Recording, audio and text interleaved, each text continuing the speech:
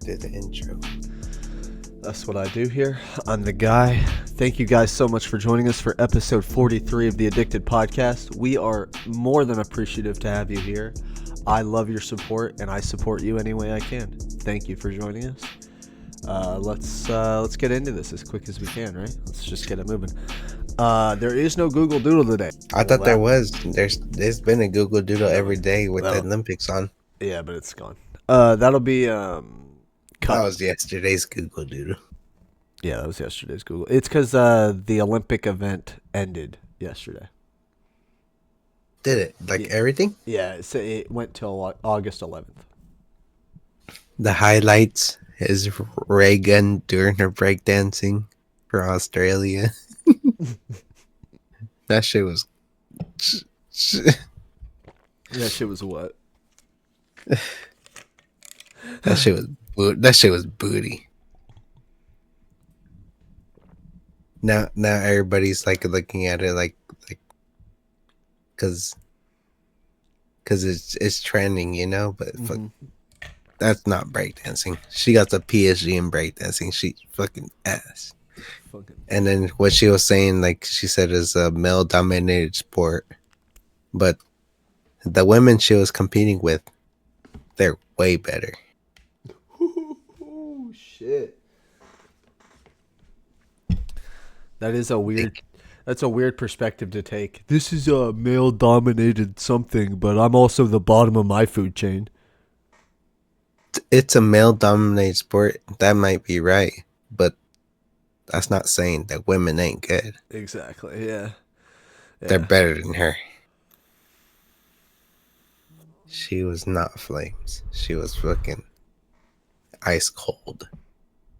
Fuck. That sucks. You see the people in the background fucking laughing at her. Oh fuck. Her fit attire was like old mom vibes. Like 40-year-old woman. Oh no. No good. And then she had the nerve to say, keep the same energy. She didn't say that, but she's like, this is like type shit. She was like, keep the same energy when you see the outfits for the men. Better say the same thing about them. They didn't look bad. Yeah. Oh, they didn't? No. Oh, wild. Especially, I saw a video of one guy from Australia. He was putting in work. He did the hardest. Shit. You gotta see the video of the dude from Australia. He was hitting it. He was fucking hitting like it. He did it. He did it so hard that his opponent was like, damn. No, like for real. You see the video. He was like, shit. That's just fucking crazy. Fuck. All right. I'll have to watch. This was Olympic breakdancing? Yeah. I've never heard of that. Olympic They got breakdancing? they got Olympic everything. That's fair. They have Olympic skateboarding, snowboarding, all that shit. Why not have breakdancing as well? I like the skateboarding. Yeah, me too. Japan mostly. I think Japan mostly won the gold. I can't believe you didn't see the fucking... I cannot believe you didn't see the clip of the guy who fucking hit his dick on the pole vault thing. I didn't see it either. Shout out my mom. She showed it to me, but like, god damn. The guy hit his whole fucking wand on that shit. He fucking whapped it with his dick. Really? Dude, his dick wrapped around it and pulled him down, bro. His fucking shit was whipped on that thing. He lassoed the pole with that fucking thing. His rope of a dick, bro. So I looked up Olympic gold ranked. Oh yeah. The United States and China are tied. And yeah. Yep. At 40, oh, you saw it too? Yeah. Yeah. You looked it up too? I was looking it up the other day when my mom was showing me the pole vault thing. Mm. But U.S. won overall with the medal count. Yep. But with the gold count, they're tied. Gold is gold. I didn't think China was going to do that well this year. Like, I know China's pretty... China's been a powerhouse. Yeah, China's a powerhouse for sure, but... But they did pretty good. Yeah, they came in and they fucking killed that shit.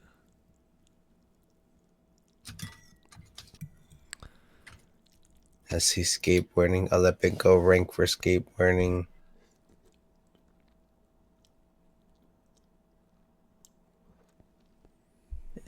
I see, yeah.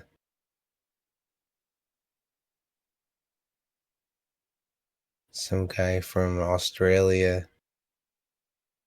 Australia's been always good at skateboarding.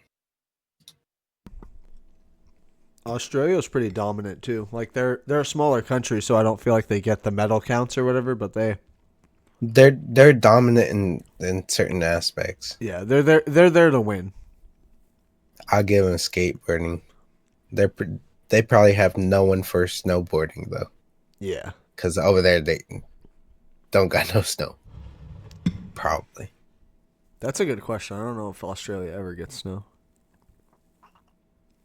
But they still have people who go, like, even if your country doesn't get those things, they still have places they can go.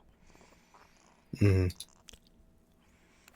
Could you Yeah, but imagine you're a fucking Australian snowboarder, gold medalist Australian snowboarder? You've never seen snow in your fucking country in your life, but you go to, like, Colorado to practice. You might as well be an American snowboarder.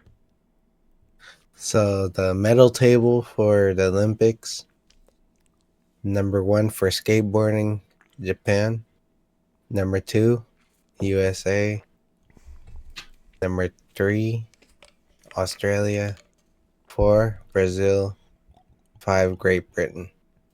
But that's the medal counts though. Yeah. The overall win, I think Japan, they got 2 gold, 2 silver. United States only got 2 silver. Australia got 2 gold. So Mm. the only reason USA was number two because they got 1 bronze. Oh, So they got 3 total in the yeah. medal count. Brazil got 3 bronze. Great Britain got 1 bronze. Is that for, what is that for, skateboarding? Yeah, Yeah. Jap. I could see Japan because they always like keeping everything they're either doing good Or they don't care. or yeah, Yeah. it's not like they don't care, but they take it so serious that they got to get it perfectly down. Yeah, that's a better way to put it. That is definitely a better Uni- way to put it. United States, they're kind of more laid back. Australia, maybe same boat. I'd say they're similar to Japan in like they're really intense in certain things and then less intense in other things. I'd say Brazil too. I don't know how Brazil is. But I think I saw that thing with the girl from Japan versus Buffoni. I think she was from Brazil, Uh huh. and then she lost to her barely by a couple of points. She hit that shit. And then the Japanese ones, they're youngins. Really? Mm-hmm. Huh. They weren't that old. The United States, they got like Nigel Houston and everything. Nigel Houston is always in it. He's been skating since like 12 or something.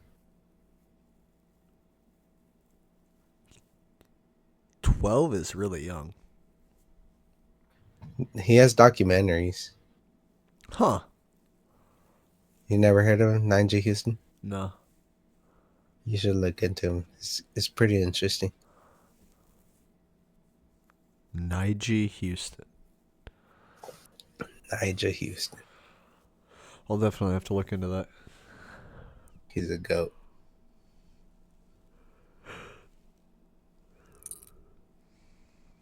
So that's that for that. Yeah, there's our Olympics rundown for the moment. For Um, for the skateboarding part. Shit's interesting, to say the least. The older I get, the less impressive things become because I've seen it enough times. When Mm-hmm. I was like, when I was really little, the fucking Olympics used to blow my mind. I was like, this is crazy, these people. can do all these things. And I don't think anyone else can fucking do that shit. But like the further I've grown, I've noticed that there's probably people who are entirely more like successful than Olympic athletes. Like there's probably people who could put what they do under the rug. It's just it's just a matter of who finds you and when. Because you have to go through like the preliminaries. Yep. And from there, I wouldn't say it's luck, but sometimes it is, you know? There's definitely luck involved. It might not be all luck, but there's luck involved. Yeah. But if Reagan can get into the fucking Olympics, I don't know what's happening. I don't know what the fuck is happening. She's fucking cheeks. God damn.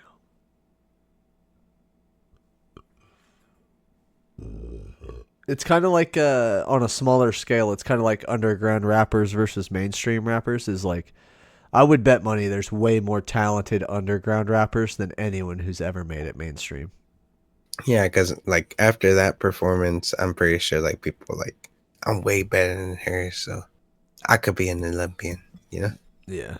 And maybe that's part of it. More power to them, you know? Oh, yeah, absolutely. If you think you could be Olympian, go for it. Yeah, do it. Like, that's the thing. Is like, if people don't genuinely just say it. Exactly. If you're just saying it just because, like, it's not going to go anywhere. If you believe it, you're going to do it, just do it. If you believe it, you're going to do it. Yep. I'm pretty sure I could do better than her, but I don't believe I'm going to be Olympian. There's a difference. I'm better than her. Right, I wouldn't be an Olympian. I'm pretty sure you're better than her. And that's crazy. I'm better than her, but I wouldn't be an Olympian. So she definitely shouldn't have been an Olympian. Definitely. Doubled down on that shit. I feel like you do the same way. You're better than her. You could probably do better moves, but would you embarrass yourself like that? Nope. Probably not. Nope. And maybe if you're like someone decent, yes, maybe. At least score some points. I've heard they couldn't even score her. Oh, really? Yeah. Oh, that's pretty terrible. that's pretty fucking whack, bro. Fuck. That's crazy. So that's that on that. Next. So the other day I was jerking off and I felt a pop in my dick. Bruh. Like a pop. What? Why would you talk I felt about a this fucking... on this? Because I don't give a fuck. Because this is what we do. I'm an open No, person. we don't do this. This is an open podcast where I don't care. Just let me finish my fucking story. Okay. I felt a pop like midway down the shaft in my dick. It's like midway stroke. Just like pop. Like right in the middle of the shaft. Like maybe 15 minutes into me going for it. And I'm like, that was a weird fucking feeling. I haven't felt that ever. And now I'm suddenly coming more.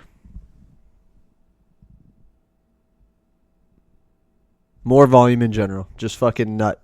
I don't know what the fuck. Like, I don't know if I had a fucking vein that was like pinched or some shit. It was probably a kink. Yeah, I had like a kink in my tube or something and it unkinked. So that's my update after the Olympic thing. What's your update? What's new in your life? That's a fucking horrible update. It's what happened. It is what happened, but I don't think we all need to know. Might as well. Skip to Song of the Week. Oh? I've been listening to this song for probably like a week straight. Shit. 1,000 Rounds featuring Ghost Main by Puya. Interesting.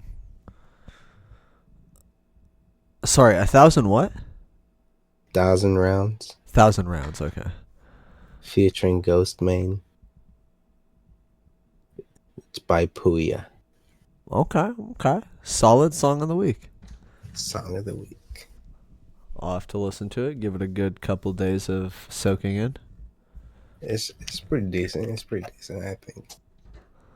My song of the week is going to be. I said I wasn't going to do Eminem again. For like And look who it is, Eminem. for like a fifth week in a row. I was about to Hey, say. but the one with 2 Chainz, that one was fire. I was about to just pop off of it, but I was impressed with 2 Chainz because like that was the first time I heard 2 Chainz actually rapidly rap. yeah. He didn't go that crazy. He didn't go too crazy, but it was different. I'll do that as my honorary mention. That was an honorary mention.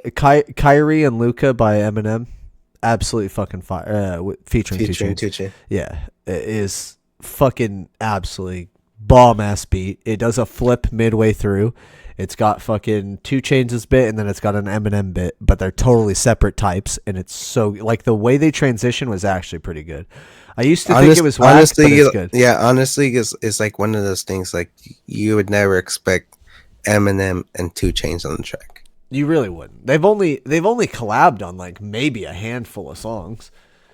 I'll actually Google that real quick while I think of what my actual. I don't think it's a handful. It's got to be at least like 3. That's less than a handful. That shit can slip through the fingers. All right. But the only 2 Chainz songs I hear is like with the auto tune and like where he's from. He's out of Atlanta, so that's like more the scene, you know. Oh yeah.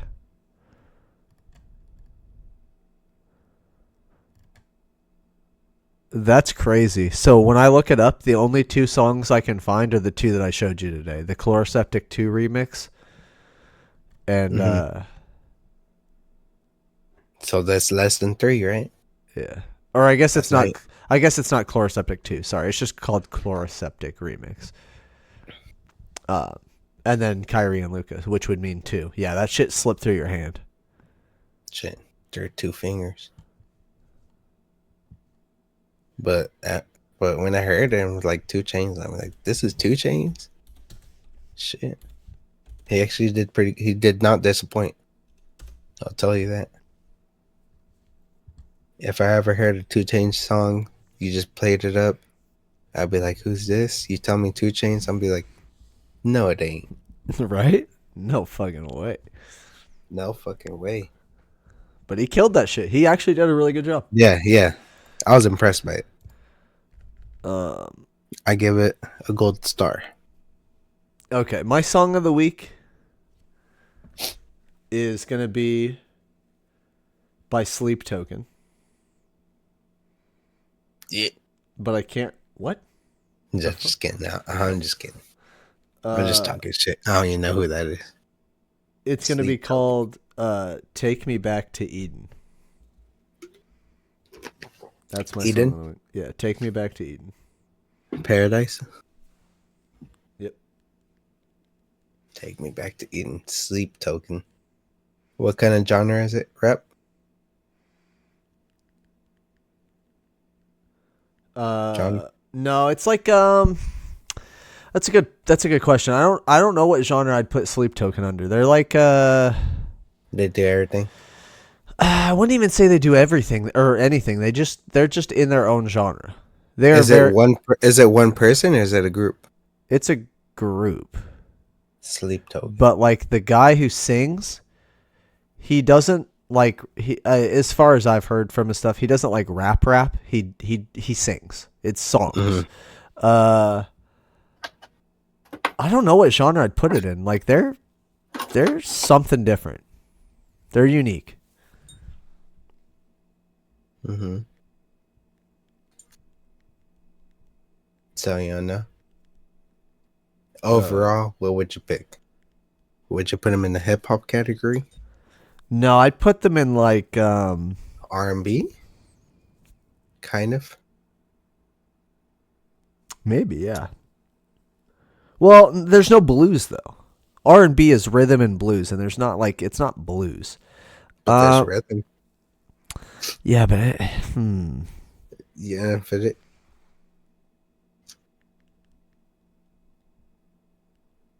No. what the fuck would I put them as? That like I'm actually kind of struggling to think of what genre I'd put them in. I'd put them in like lo-fi with metal rhythm. I like a lo-fi. But like they're not. But they're not lo-fi. They're absolutely not lo-fi. Yeah, Like that's wrong. Lo-fi doesn't really have vocals. Exactly. Lo-fi doesn't have vocals, and lo-fi is usually pretty like Generic. generic. Yeah, and their shit's like almost metal, but it's calm. It's like calm metal. Then it'd probably be alternative. Honestly, I think maybe. I think the genre alternative, to me, that means like a little bit of everything. Yeah. I don't know how other people put it, because that's what I see it. Like people say alternative rock. That's the way I see it with most shit. They just say alternative rock, so that I think it means like rock with something else. So I feel like if you say alternative, that could be like the whole spectrum, you know? Yeah. So if you say if alternative hip hop, like that's hip hop different. Yeah. That's what I think though. I don't know what people's definition of alternative is. That's actually a great way to describe it, because I looked up what alternative means while you were explaining it. Something that is different from something else, especially from what is usual, and offering the possibility of choice. Right. So like that's spot on. Yeah, that's pretty spot on. It's like rock music with a little bit of something else. Like it's not from what is normal. Shit. Spot on. Yeah, you described that pretty well. Alternative. It's like it's alternative. It's also like girls that are like, I'm alternative, and it's like you're just really. Well, never mind. That doesn't matter. I never heard girls that say I'm alternative. I only say that from experience, but that's fair. If you haven't seen it, you haven't seen it. But like it's fucking wild experience. It's like they say that because they're not quite goth, or they're not quite grunge. They're a little bit of everything.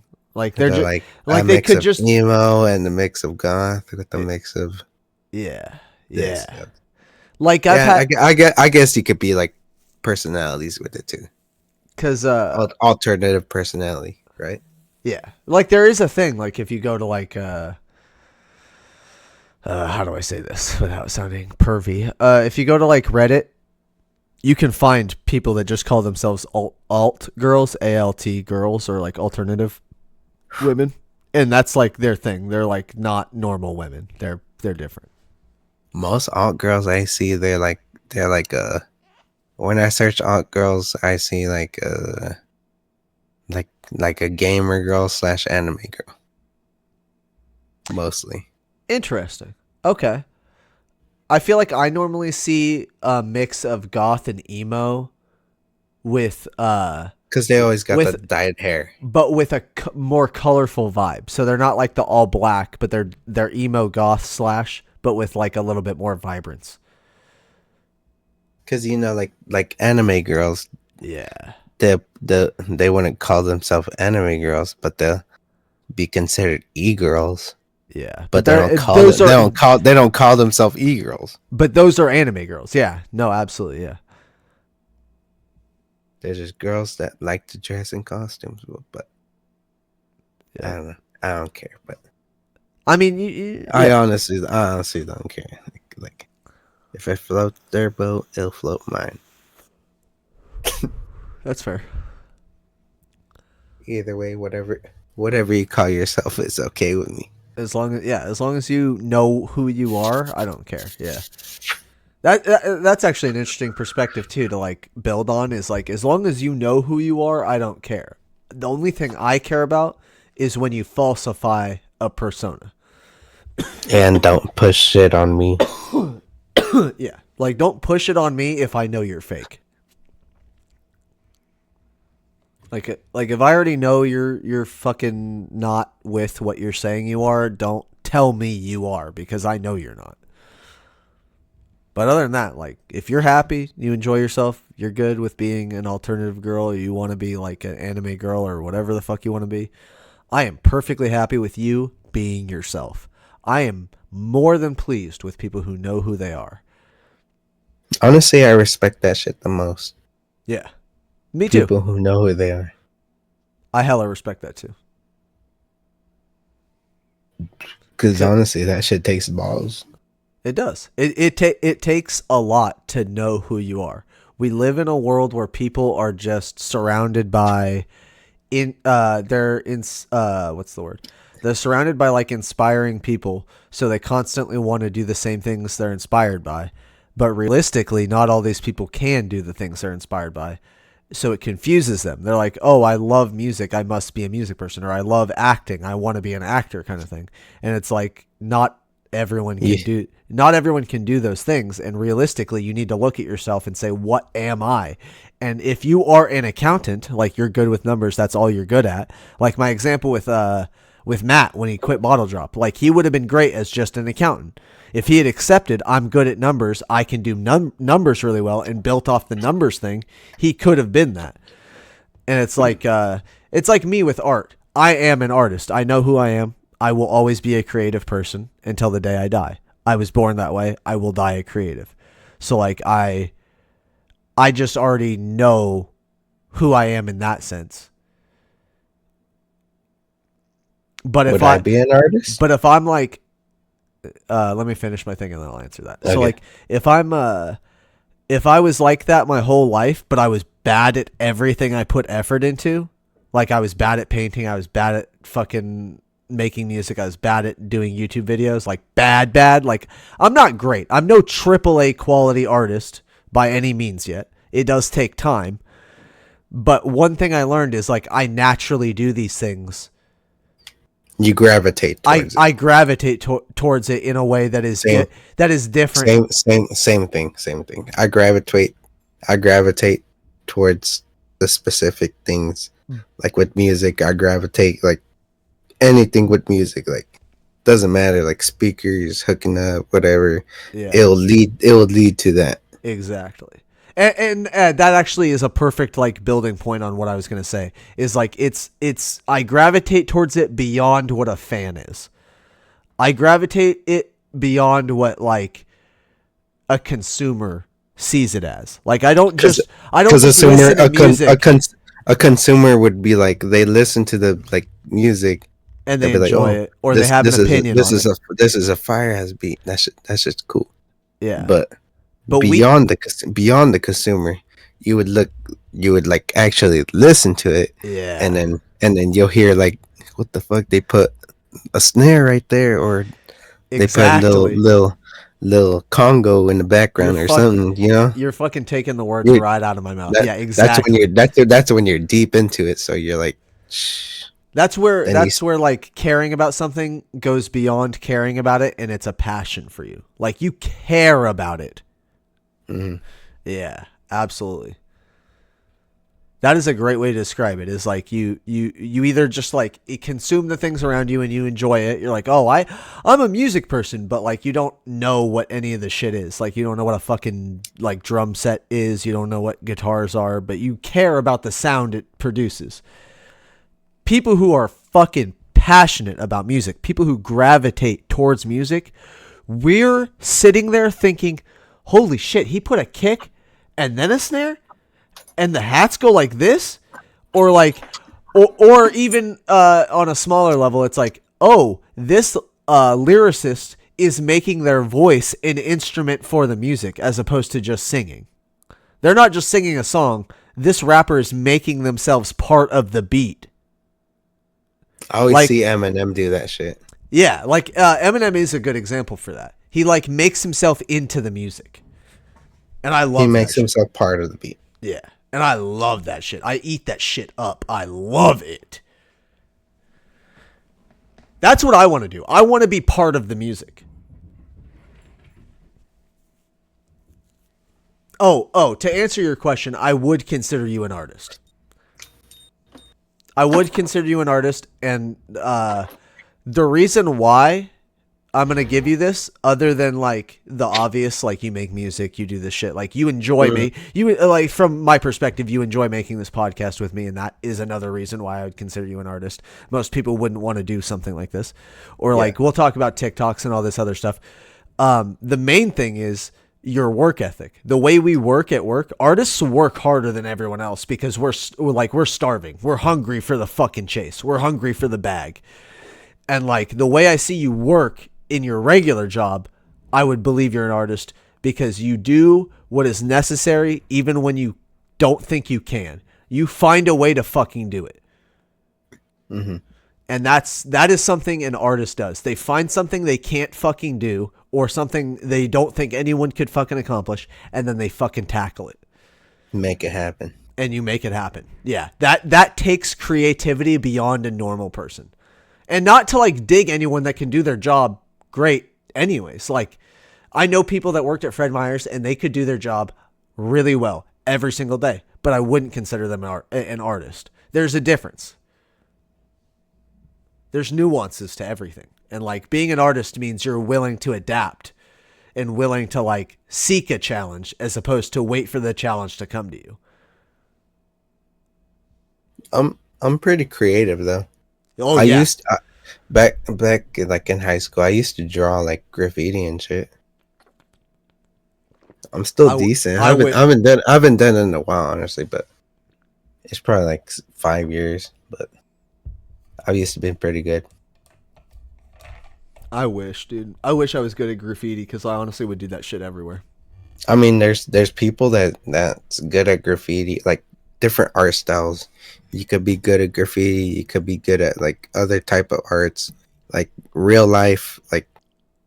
Like you said, like you told me before, like you cannot draw people's faces. Like I can't do that shit either. You know? Yeah. That's a different type of art. Like you got to be in tune. Like there's different type of arts. Like people like let's go back to the anime example. Not everybody can like draw anime. Oh yeah. You could be good. You could try, but it does not look the same. Yeah. No, that's actually a good example too because of how broad. Doesn't mean you're not bad, but or I think you mean it doesn't mean that you are bad. Yeah, doesn't mean you are bad, but that's probably like not your thing. Doesn't mean you can't get good. You keep on trying to get better. Yeah. But is that your thing? Who knows? That is a really interesting way to put it too, because like you could be an artist and that's just not your niche for being an artist. For me, I've struggled with trying to find my thing. Because that's like the people who does realism. That's their thing. Oh yeah. Like people who do tattoos. Yeah. They're premium at a certain like style. Yeah. That's why they got styles. If you go for another person, they might not do it as good, but I have it's like that. I have so much respect for tattoo artists because it's not only transferring an image, it's transferring an image while keeping track of like needle depth, the fucking thickness of the ink. Is it fading properly?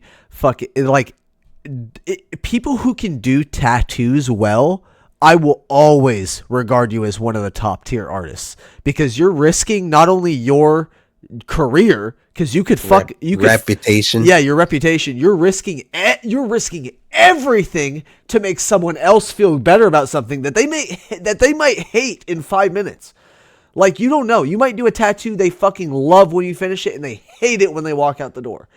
Like that's a thing too. Like it could look good from the start, and then later on when it heals, it could look like shit. Exactly. But but even beyond that, like they could do a tattoo that is phenomenal and stays phenomenal the entire time. Like the quality of the tattoo stays good, and then the person just hates it. But the person changed their minds, right? Like that's another level of risk. Because like as a musician, you put out a song and it's like 8 billion people could hear it, and yeah, you're gonna get your opinions from everybody. You're gonna get shitty opinions. You're gonna get good opinions. You're gonna get everything.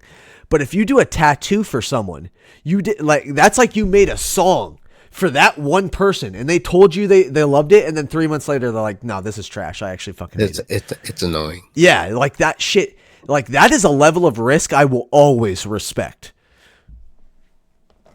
I can't do it. I want to be that level of artist, like tattoo artist, but I can't. Like I get too stressed about doing them on other people. I'll do them on myself all day because I don't really give a fuck at the end of the day. Like I'm happy with whatever the fuck I do for myself, but Yours is not that bad though. yeah, I don't think I do it bad. And It's decent. It's like you could use practice on like other people's skin too. Exactly. But that's what brings me back to my original point of like why I consider myself an artist is I naturally do that a little bit better than someone would do starting.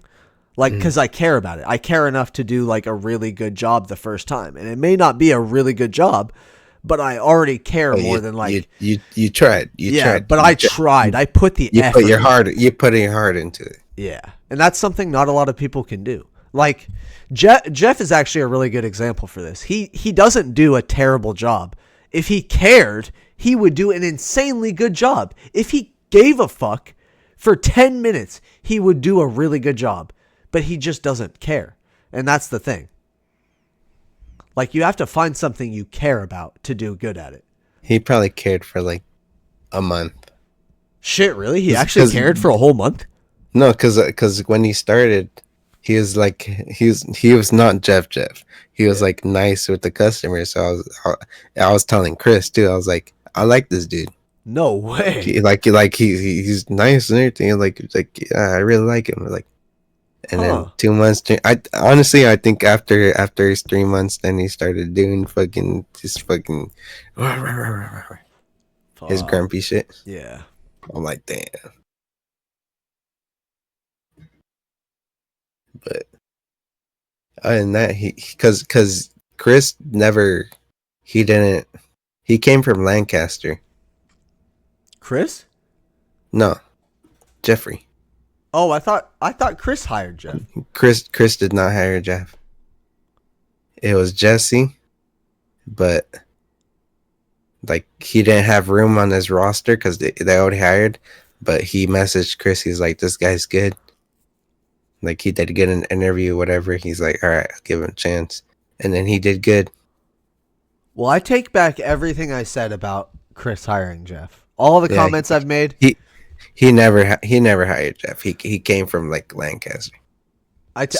Jesse pretty much hired him. I take it back. He rarely takes people like that. I think he's the only one that we hired through another store. Out of store, yeah. Interesting. Okay, so I take back all the negative comments I've said in the past about Chris hiring Jeff, but I put all that negative comments and all that bullshit because for him keeping Jeff, because energy cannot be destroyed or created, can only be transferred. Right? We don't fucking fuck with that bullshit. The negative goes directly onto Jeff for conning the system for 3 months. And then the other half of the fucking shit goes to Chris for not getting rid of him after he learned his lesson. Because I know he's learned his lesson, and yet he keeps letting him do it. Because I told you before, I probably could have fired him that one day, but yeah. Or out of my personal, I wanted to like give him a chance, Yeah, so and he did like, well. I was like, just go home, yeah. And honestly, I think you did the right thing. He took the chance and he hasn't done it again. Seth made a very good point. He hasn't done it again. It's not if he did do it again, I think it would be different. Oh yeah, it would definitely be different if he did it again. But that's like the whole point in learning. Is like Jeff actually learned. I have to fucking give him major props for that. You guys are right. You and Seth made a great point. At least he didn't do that same thing again and he learned his lesson that he would not survive if he did that again. Yeah. So it's a good thing. I'd say it's a good thing and a bad thing. Okay.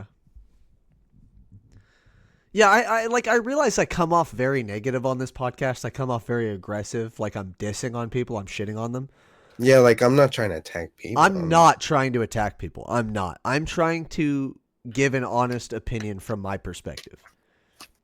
I'm trying to give realism where I feel like a lot of reality has been put on hold.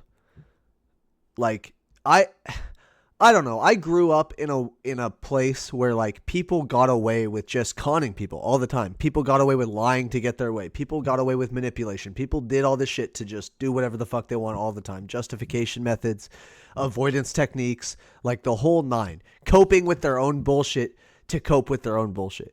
And it's like I've become fed up with people like that. The thing that I see, like, honestly, say borrowed job is probably like not like the other jobs I had. Yeah. I'll say like because the other jobs I had, they had the supervisor. The supervisor I seen, they're managing probably like 15 people, 15, 20 people. So they got like more than what we have. Yeah. That's another thing So, that so struggles. if they call out, like it really doesn't bug, you know. Oh, that's okay. So that's a totally different perspective than what I was getting from that, but I totally get what you mean now. What I was thinking when you explained that is like they have to manage like 15, 20 people and they still successfully manage like triple the amount of people that Yeah, could manage. it's like both though. Like Yeah, no, it, you're right. There's a double-edged sword there. There's like the people, they have 15 people, so if someone calls out, it's not a big deal, and they're managing more people. But we struggle because he has less to deal with, meaning we have less to fucking put up with when shit goes wrong. mhm. Yeah, So okay. like So if he is in a tougher spot, because so to speak. honestly, it should probably pay more. Yeah. Like same with us too. Like it should probably pay more because I think the stress in the job outweighs the work. Yeah, I agree. The stress outweighs the work tenfold. Absolutely. And that's why I feel so belittled when people tell me the only thing I have to worry about is one thing at work. I'm not going to get into it. I'm not going to fucking say who it was. I'm not going to go down that rabbit hole cuz I will start saying negative shit. But don't tell me I only have one thing to worry about when I have to unjam a fucking machine every 5 minutes. I have to pull a fucking pet sack every 30 minutes. I have to stack aluminum every 15 minutes. I have to fucking pull a glass tote every fucking 30 minutes to an hour depending on how slow that goes. Like I guarantee you I have more shit to fucking worry about than you've ever thought about in your life. And you want to give me that shit I only have one fucking thing to worry about? Like no, don't belittle my work. That shit will set me off. But they probably been through that. I want to agree and disagree Okay. because you're right. They did go through. They did go through it. They did go through the same thing I went through, but it wasn't the same.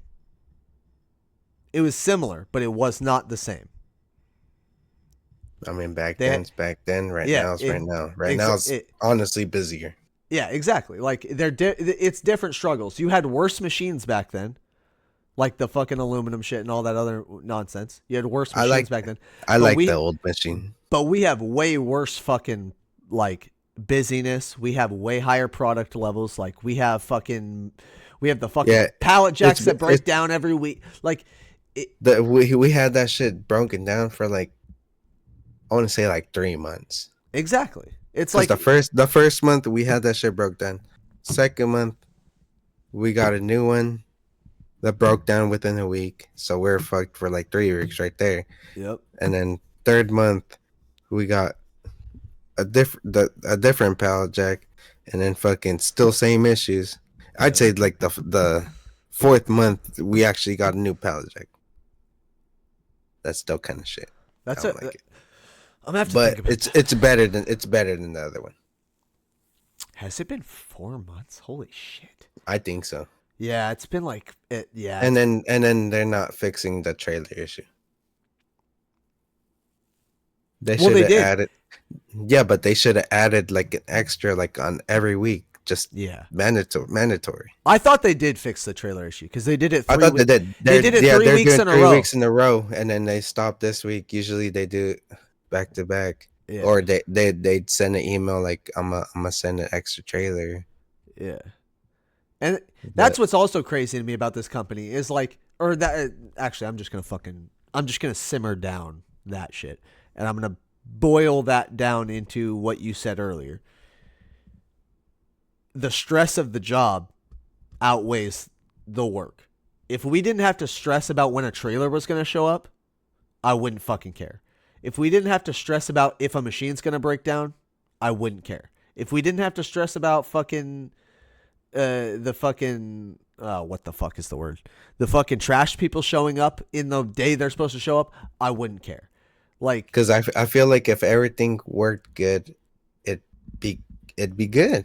exactly. And I'm not expecting and or asking by Because any means nothing's perfect, for perfection. but Nothing's perfect. at least get us like the equipment Yeah, to do our fucking job. give us the bare minimum to actually do our job and not like have to fix something. I have to fix something every day. I applied to be a tech and this fucking company told me they didn't have any fucking tech positions available. Within 2 weeks of me working at this company, I was fixing the aluminum machine. And I lost my shit in front of Kim. I lost my shit in front of Kim. I was like, this is fucking retarded that I applied to do this exact job, but now I'm getting paid less to do it because the company didn't want to fucking make the position. I told you. No, the company is actually trash. Like, I don't give a fuck what anyone says. The company is trash. The only way we get by is us fixing it ourselves. You see me and Seth fixing RVMs every fucking week. It drives me batshit, dude. Because Seth will do that and he'll get fed up, he'll get pissed off, and he'll be like, I'm not fixing shit that isn't my job. And then But he still does it. And then 10 minutes later, he's fixing it. And I'm like, bro, you got to stick to your guns. They're not going to learn. They're not going to fix anything if you don't stick to your guns. It's because he does it for the front of house people. He wants to make their job easier. He has empathy. He cares about those people. Yeah. He cares too much. He cares a lot about those people. And I respect him for that. I definitely appreciate and admire how much he cares. He loves those people. If Kim didn't work here, if Mariah didn't work here, if fucking Jeff didn't work here, it wouldn't be the same. He does it because he knows he's helping them. Mm. He said, there shouldn't even be a person in front house. It should be like a manual machine. You go, pull a ticket, leave kind of thing. And I agree with that. There really shouldn't be someone in front of house unless there's a major issue. Like click a call box, Chris walks down from his office to take care of it kind of thing. That should be all front of house is. And I honestly that seems like a good idea. And I agree with him. At the very and to fix the business, because they probably not need no hand count because fucking I would have all my machines updated. Or even the way I see it is like, even if there are people who need the fucking the hand count system, you can make a very similar machine to the pre-sorts and let people use a pre-sort. Like, oh, my fucking hand count or my fucking 15 containers didn't work. They dump them into the spinner counts it up. It wouldn't be that fucking hard.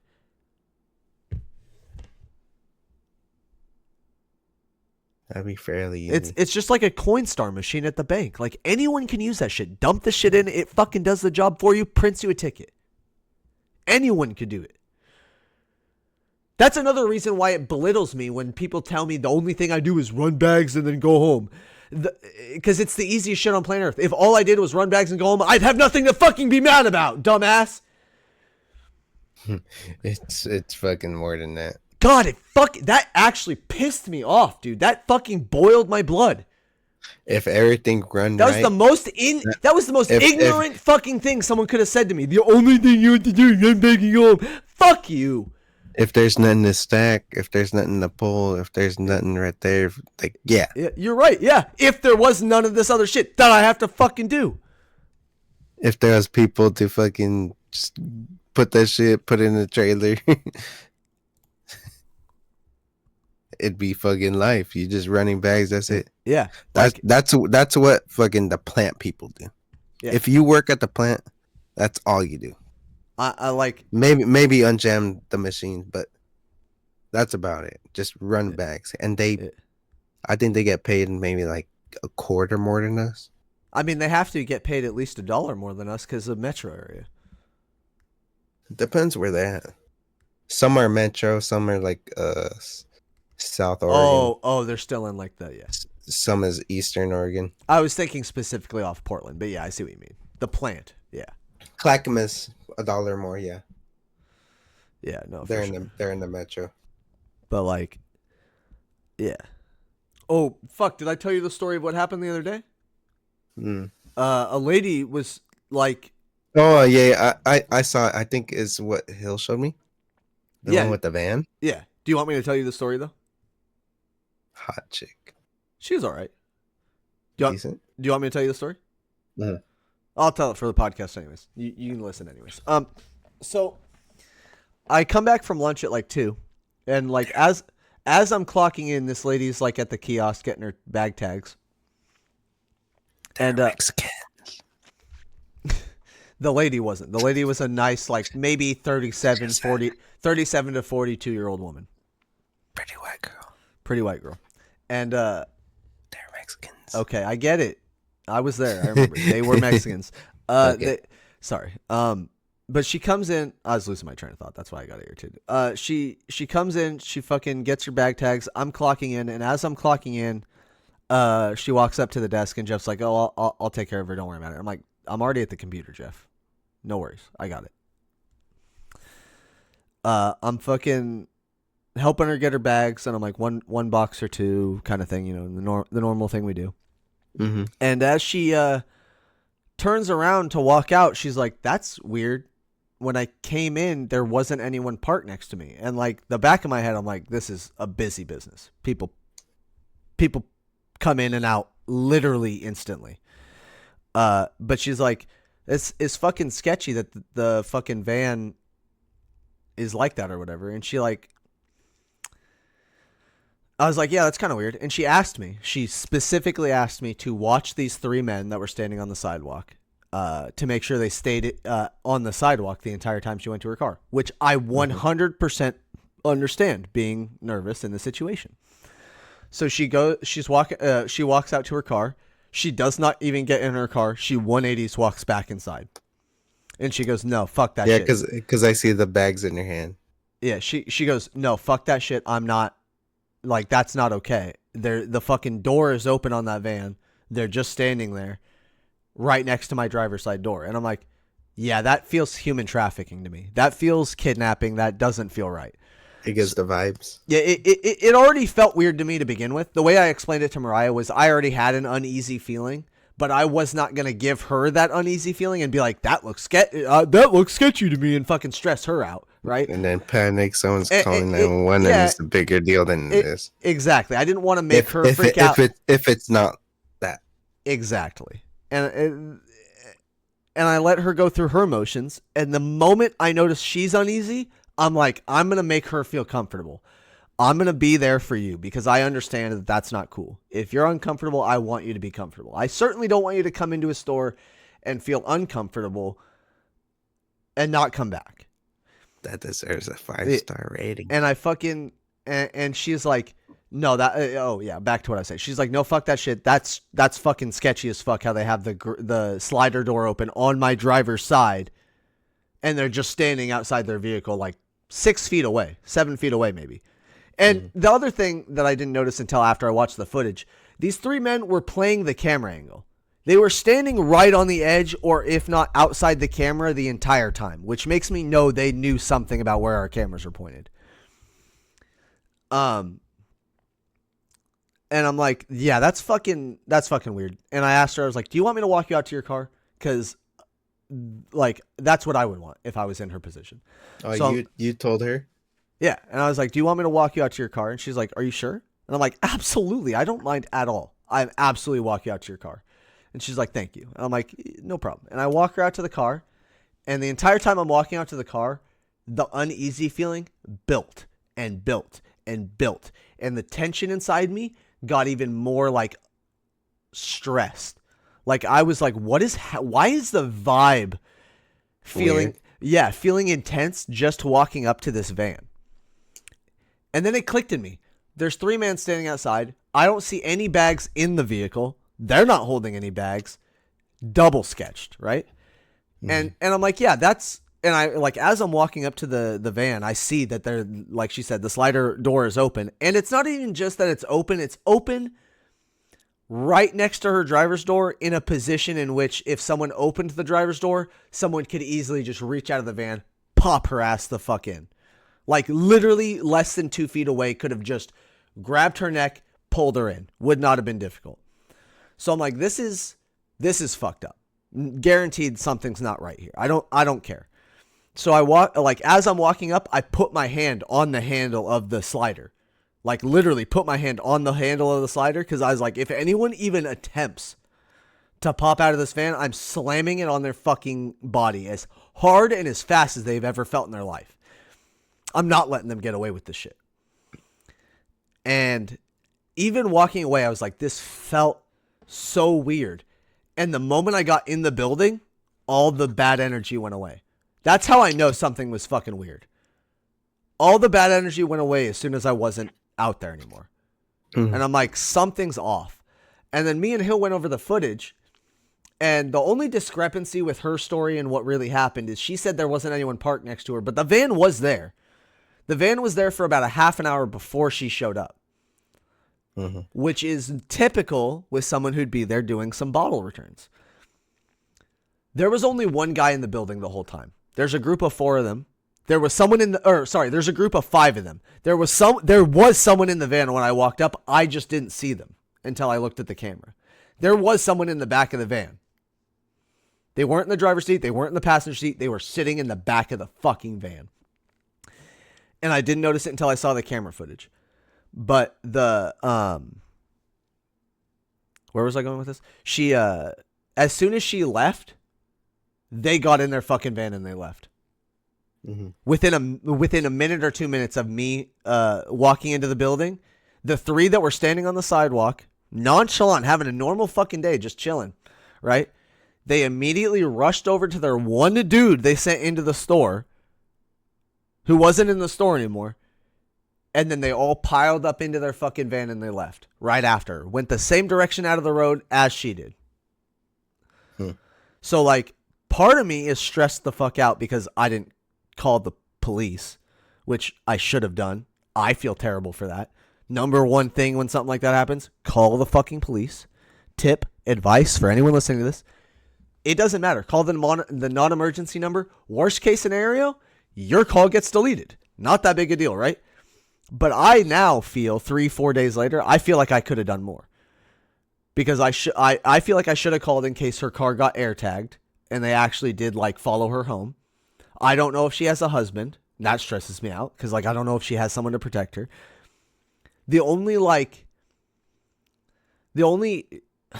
not justification, but the only like thing in my head that made me feel like I didn't need to call the police is if they are following her and she knows, because she felt uneasy, right? She already felt weird about the whole scenario. I didn't put that on her. She already felt fucking weird. So like I'm thinking if she feels weird about it now, she's going to feel weird about it if she still is getting followed, right? So she's going to call the police once she leaves. That's the only part in me that's like hoping to God that something went right. I hope that she called the police to say something. That's fair. No, but I reviewed the footage. It did look a little sketch. I'll give it that. It did look sketch. I don't know if I would call the police for that. I feel like it's kind of too much, but I wasn't there. That's how I felt in the moment too. Is I was worried it was going to be a little too much. But then then Hill mentioned it to me, and he's like, "Did you call the police?" And I'm like, "No, you're right. Because shit like that does happen, yeah. Yeah, shit like that happens all the fucking time. And worst case scenario, like I said, I make the call and they take the information and nothing happens of it. That's worst case scenario is nothing happens about it. But best case scenario is I saved someone's life. Mm. And like, that's not the goal. Like, I'm not out here like trying to be a fucking hero. I'm not like some white knight looking for fucking people to save. But at the end of the day, after all this happened, all the scenario happened, I would hope that I did the right thing. I would hope that I made the right decisions and the right call. And even 3 days later, I don't think I did everything right. I think I should have called the police. That is a judgment call I wish I had made. Mm-hmm. But you're right. Like, there are times where it might have been a little too much. They're like, maybe it's not necessary in this or in that. And it could be in the moment. Yeah, it could be in the moment. And as you said, like, it did look sketchy in the camera, but there's no proof of anything. The only proof there is that they left right after her. That's the only proof there is. So, like, I don't know. It's hard to figure out. It is. It's a tough one. It's a real tough nut to crack, that one. Like, anxiety up the fucking wazoo. I can't even imagine the stress on her. Like, that's the thing that fucks me up the most is, like, it was stressful for me, and I wasn't scared of anything. The whole time, I wasn't afraid of one fucking thing. If they tried to fight her, I would have fucking killed them. I would have lost my job in that parking lot to save someone's life. I didn't give a fuck. But I was scared. Or not scared, stressed. So I can't imagine how she felt. I can't even put into a single thought how fucking scared that woman was. And I never want anyone on this planet to feel like that ever.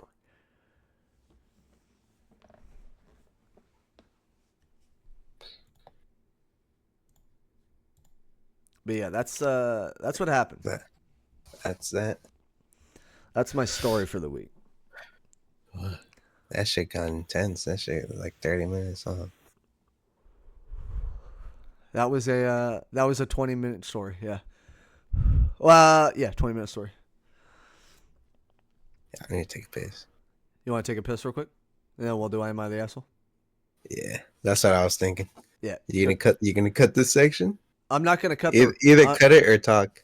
I'm not gonna cut the recording, but I'll edit it out. The blank space we have. I'm not gonna talk. I'm gonna ram through the rest of my noodles. Okay.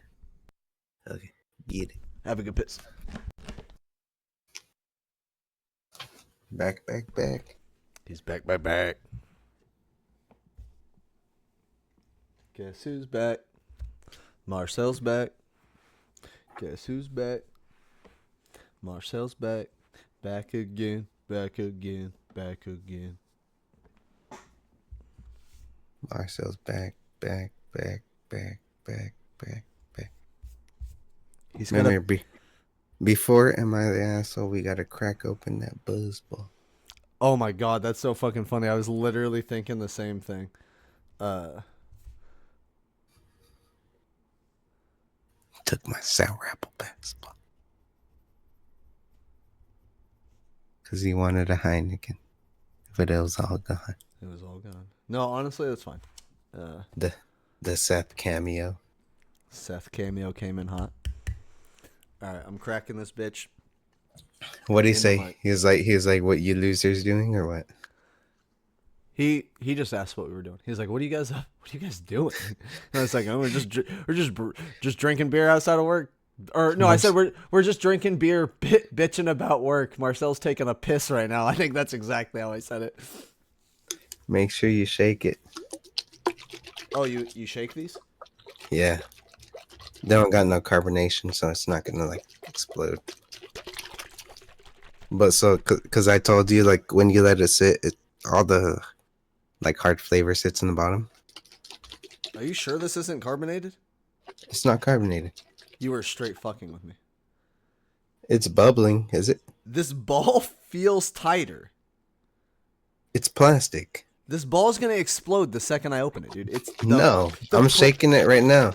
The pressure inside this ball has gotten so tight, bro.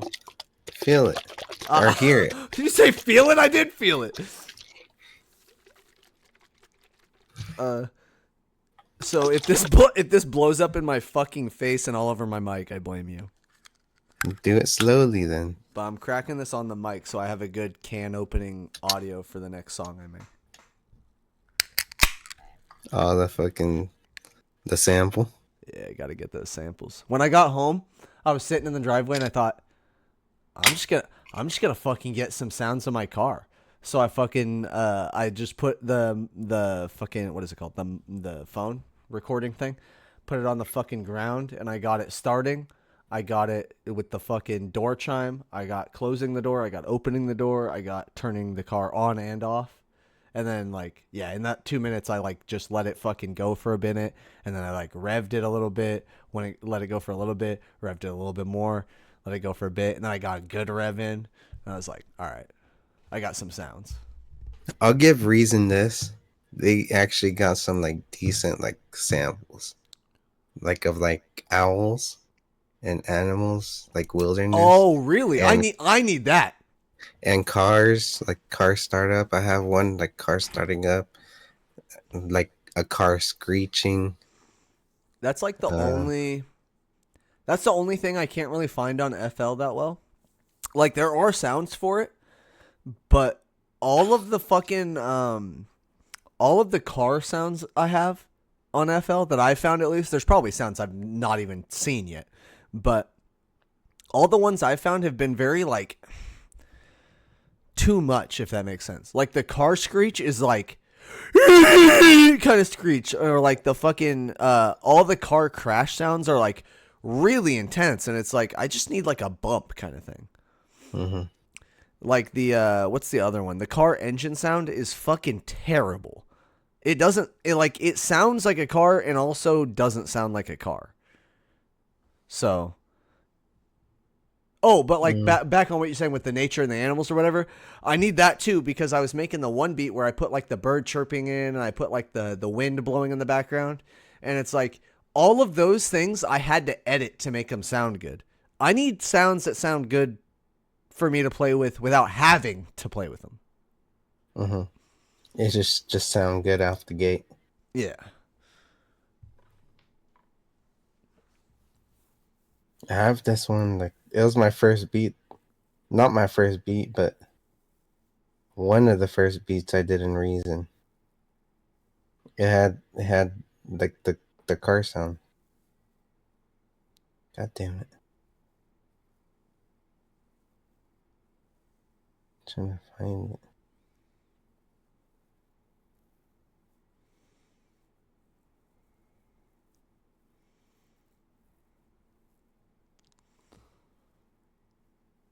Nope, that's not it. I'll have to send you it later, but it's pretty good. Okay. It's decent sound effects. Not really good. Doesn't sound realistic, but I feel like it's good enough. Okay. Are you sipping that sour apple? Yeah, it's pretty good. It probably tastes better when you're drinking, but it tastes very alcohol-y. Yeah. My shit's over. I think that's just with the, I told you way before, the smaller one, it just tastes like the bottom of a big. Yeah. It's intense. It's good, but it's intense. So 15%. For the first Am I the Asshole this week, I think I want to make this a regular thing. And I'm going to have to find a way to do this to make it smooth. This time it just works out the way it worked out. I got lucky. But I would like to do the first one every week is the one I read through. So we always have one a week where it gets read through the whole story instead of just the normal way we do it, where it's just the title, judge, the title, judge. I like that. That is how I want it, because I want it to go quick. But I feel like there are also times where it's nice to explore the full story. So I'm thinking maybe we do one a week where we actually read the whole thing. Mm-hmm. This week I got lucky, and the first one in the list I'm reading, and this is well written, which is another thing I look for. If it's well written, I'll read it. And the title is kind of the title is what allured me, because the title doesn't really make sense, but it makes enough sense to be like, okay, I want to dig deeper, right? So by Figment, 12 minutes ago, am I the asshole for denying a concert ticket and blocking the person offering it to me? No, I wouldn't think you're an asshole, but because they're offering it to you. And even after reading what I read in the story, I still don't think you're the asshole, but I'm going to read it out because this is what we do here. First sentence. I am in a line of work where I offer my services for money and occasionally will do a trade as payment. I assume they're an escort. Maybe not the assumption I should make, but the way they worded it makes me think they're an escort, not willing to just say I'm an escort. A person messaged me asking how they could get me to go on a date with them. I declined and told them if they were ever looking for my work, they could fill out the form I have in place. Fast forward, yeah, it is. Fast forward, I posted about one of my favorite artists. They asked if they bought me a ticket, would I go? They clarified not together. They said we could work out a service exchange, and I could think of it as a tip for my work. They emailed the ticket.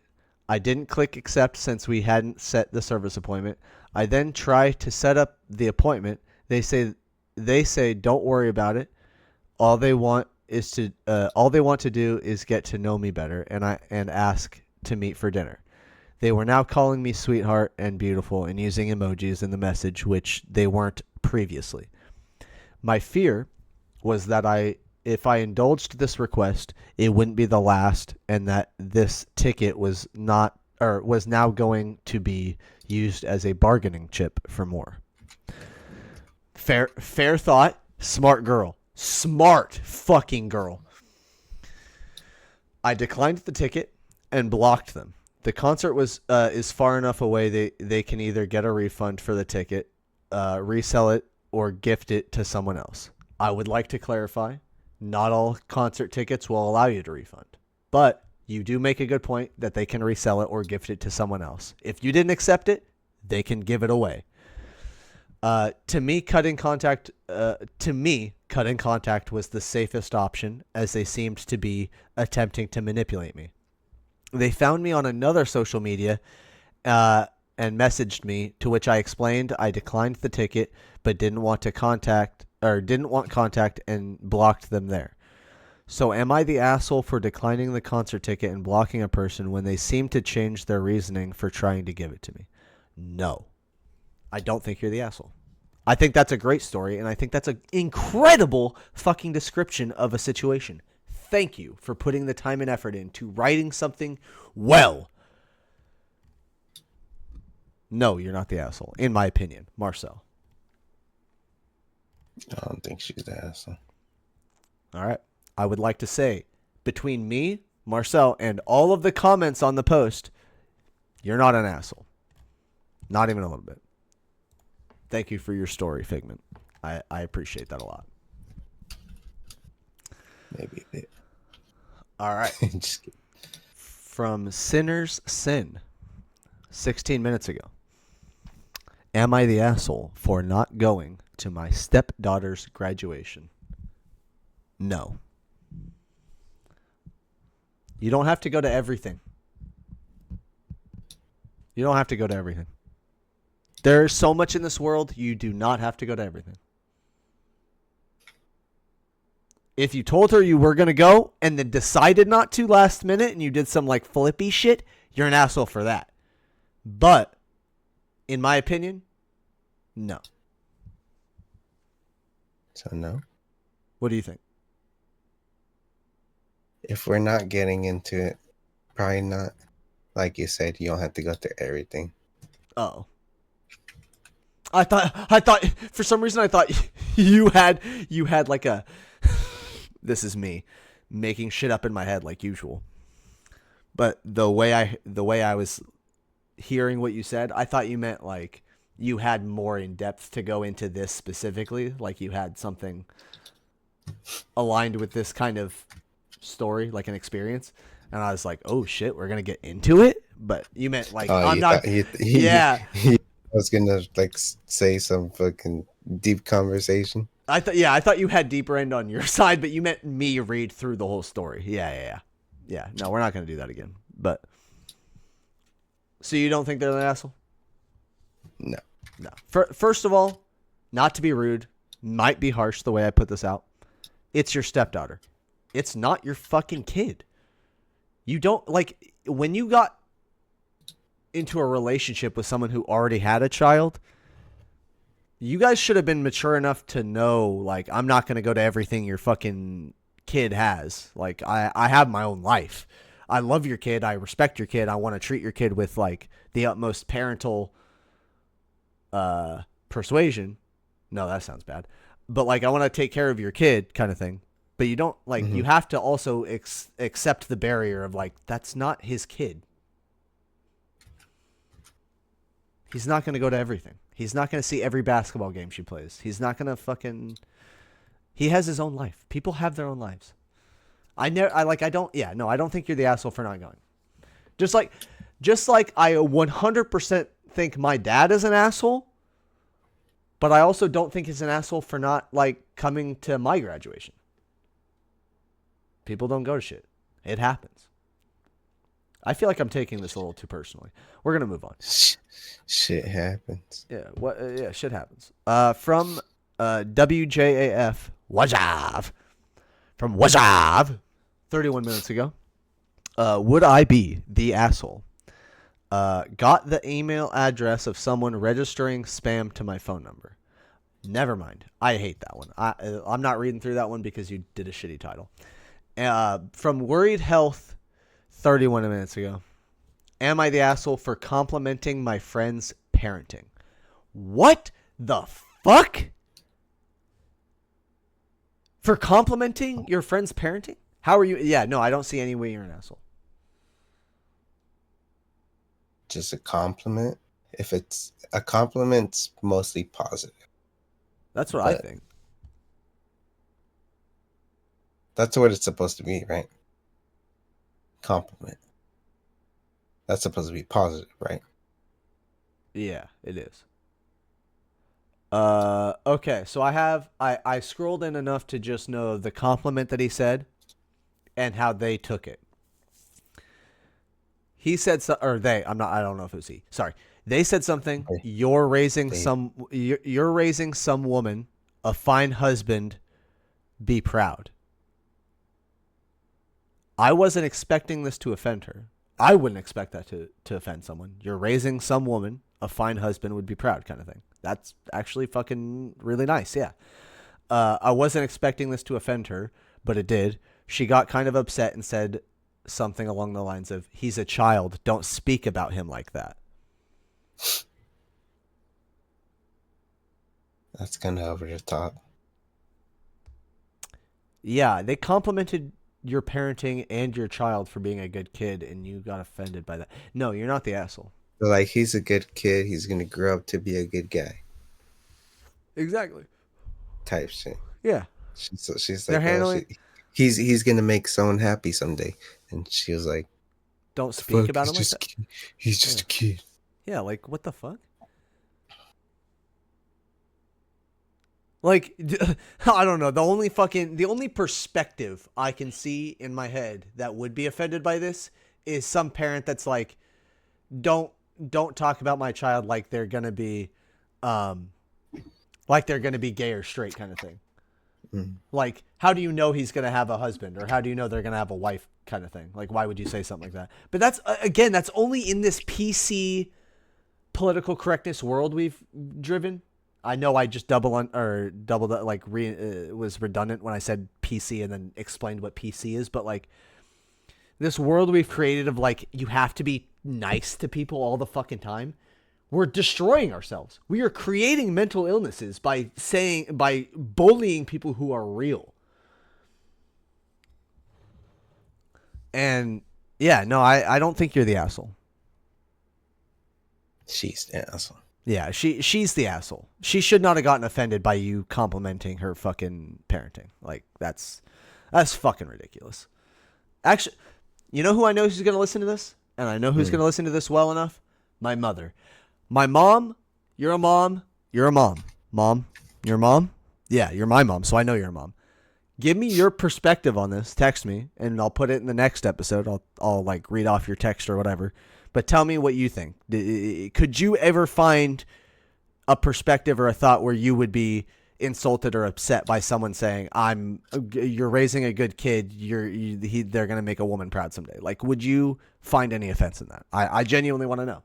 If there's any other moms listening, please message us, tell us, because I don't see it, but maybe there is something I'm missing. I'm willing to accept that I'm not a woman and I don't know what it's like to be a mom. So like maybe there's something I don't get.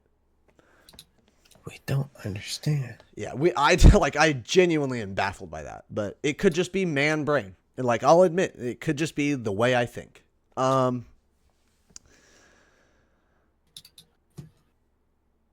Give me a number between 1 and 5.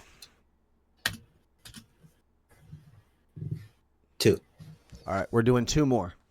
Am I the asshole for texting my boss? Depends about what. Told my first day as a math teacher that my boss doesn't pay us based on clock in, clock out time, but by scheduled hours. So I'm scheduled to end at 7, but I leave at 7:10. I have to text him and let him know, but apparently I was told not to do that too often or he gets snippy. Fast forward to Toddy, because they don't know how to spell today. I was scheduled for 2:30 and I showed up at 2:33. Just note, this is my first time ever being late. I go into my work app to find that completely unpromoted he changed my clock in time from 2:30 to 2:35. I'm not gonna lie, that's kind of funny. That's underrated, kind of fucking funny. He showed up late and they're like, I'm just gonna move his clock in.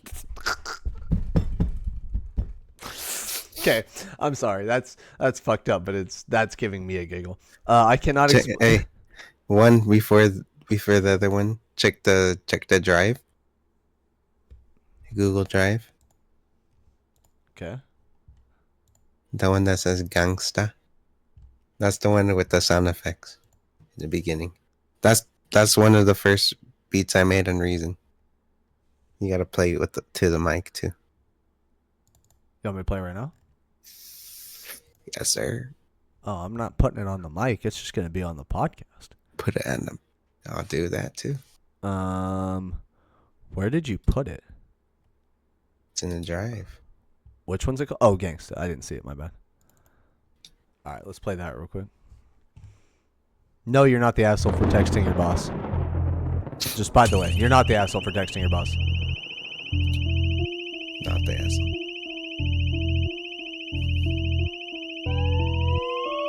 This shit's got wild sound effects. I can't even hear it. Dude, this siren is insane. It's actually a good siren sound. That's a good tire screech. I tell you, that was a good tire screech. Okay. We feeling it.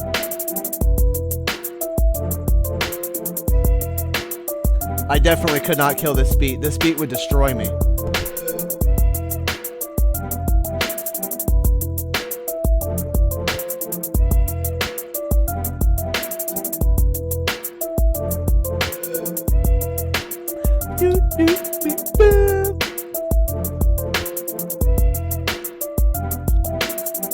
That shit's pretty fucking fire.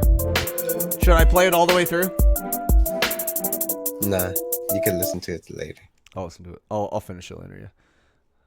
The podcast got a good minute. Good minute and 13 seconds of it. They can't even hear that shit. No, they can hear it. I couldn't. I mean, yeah, because I'm streaming my audio to the recording device, not to you.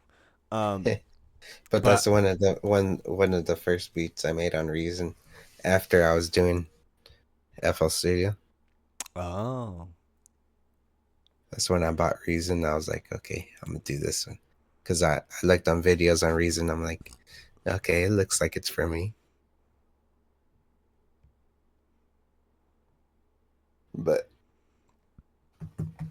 on to the next. Am I the asshole? I almost want to finish the story. Okay, one sec. So, he changed his time from 2:30 to 2:35. I cannot explain to you the rage that was instilled in me. It's a problem for you to pay me when I stay and do extra work, but when I'm a few minutes late, you clock me in, or you clock me immediately and give me an extra 2 minutes. Parents said I'm in the wrong and shouldn't say anything. Shouldn't have Honestly, shouldn't have been late is what they said. And I don't think it bugs. I don't think it bugs. Yeah. I think he's clocking her in. Well, no. No. What he means by they clocked me is they immediately noticed that they fucked up the first time. Like gave him shit the immediate first time he fucked up. Oh, like you're late? Yeah. So I'll re-emphasize the beginning of it is they pay based on the scheduled hours, not clock in, clock out. So there is no clock in, clock out process. The first time he noticed that he showed up 3 minutes later, whatever, he just started putting them scheduled to 2:35 instead of saying like anything about it. Saying, "Hey, can you show up on 2:30? Is 2:30 a problem?" Like no conversation. Just immediately gave him the extra 5 minutes. Which, yeah, it's pretty douchey. It's pretty underhanded, fucked up to not like even go to your employee and be like, "Okay, look, I get you were late. If it's going to be a problem, I can make it 2:35. If it's not going to be And then you stay 5 minutes later. yeah, and then you say the 5 minutes later. The thing that is Honestly, I don't think it bugs. it doesn't bug. But It does. just let me know, right? Yeah, exactly. Just let me know. Like I don't think it bugs hard. I think it pests, if that makes sense. Like it doesn't bug, but it pests. It's a little bit of a fuck, but it's not like, yeah. The part that I do find fucked up is that they don't pay you the extra time that you stay after, and you consistently stay after. But the second you show up late, they start treating you like shit. Yeah, no, that's fucked. That's very similar to our work. It's like I could run 1,500 bags in a day. No one's gonna bat a fucking eye. But I run 535 in a day, and everyone's like, "Why aren't you working so hard?" Like, I totally understand where you're coming from. It is kind of a shady, fucked up thing for him to do. Understandable. But I don't think you're the asshole. No, I think you should text your boss and you should talk about it. Understandable. Everyone's human and everyone's allowed to fuck up. It's how you handle fucking up. It's how you adapt to you fucking up that matters. To me. Better. To me at least. Like a great example is like the Jeff thing. Is like Jeff fucked up pretty bad, but he also has not done it again. Like it matters how you handle fucking up. People can fuck up and keep fucking up and keep fucking up and keep fucking up and keep fucking up, and I don't understand those people. Mm-hmm. But yeah. Moving on. I said two more, so this is the last one. Massive policy 49 minutes ago. Am I the asshole for locking myself in a room during a birthday party? No. No. If you need time alone, you need time alone. Whether it's lock yourself in a room, leave the house entirely, go down the street, go to the bar, go anywhere. Like literally you are an adult in your life. If you don't feel that you're in a situation where you want to be somewhere, lock yourself in the room. Go out. Take a walk. Whatever the fuck you need, take care of yourself first. I don't think you're the asshole. Do one more. That one's weak. That one was weak? All right. I will give you a great one. Am I the asshole for... Independent West, 59 minutes ago. Am I the asshole for asking my best friend's ex for medical advice for my kid?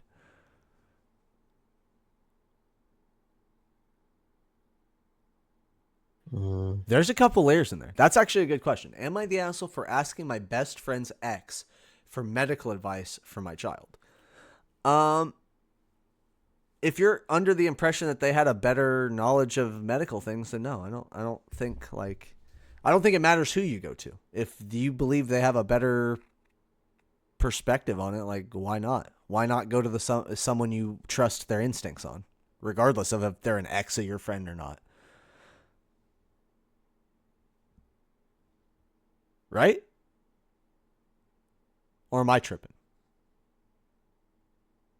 Mm, Is there some like bro code thing I'm not noticing? but is he with like a girlfriend or what? The person asking the question? Mm-hmm. That's a good question. I don't think it notices. Or did I say I don't think it notices? I don't think I noticed.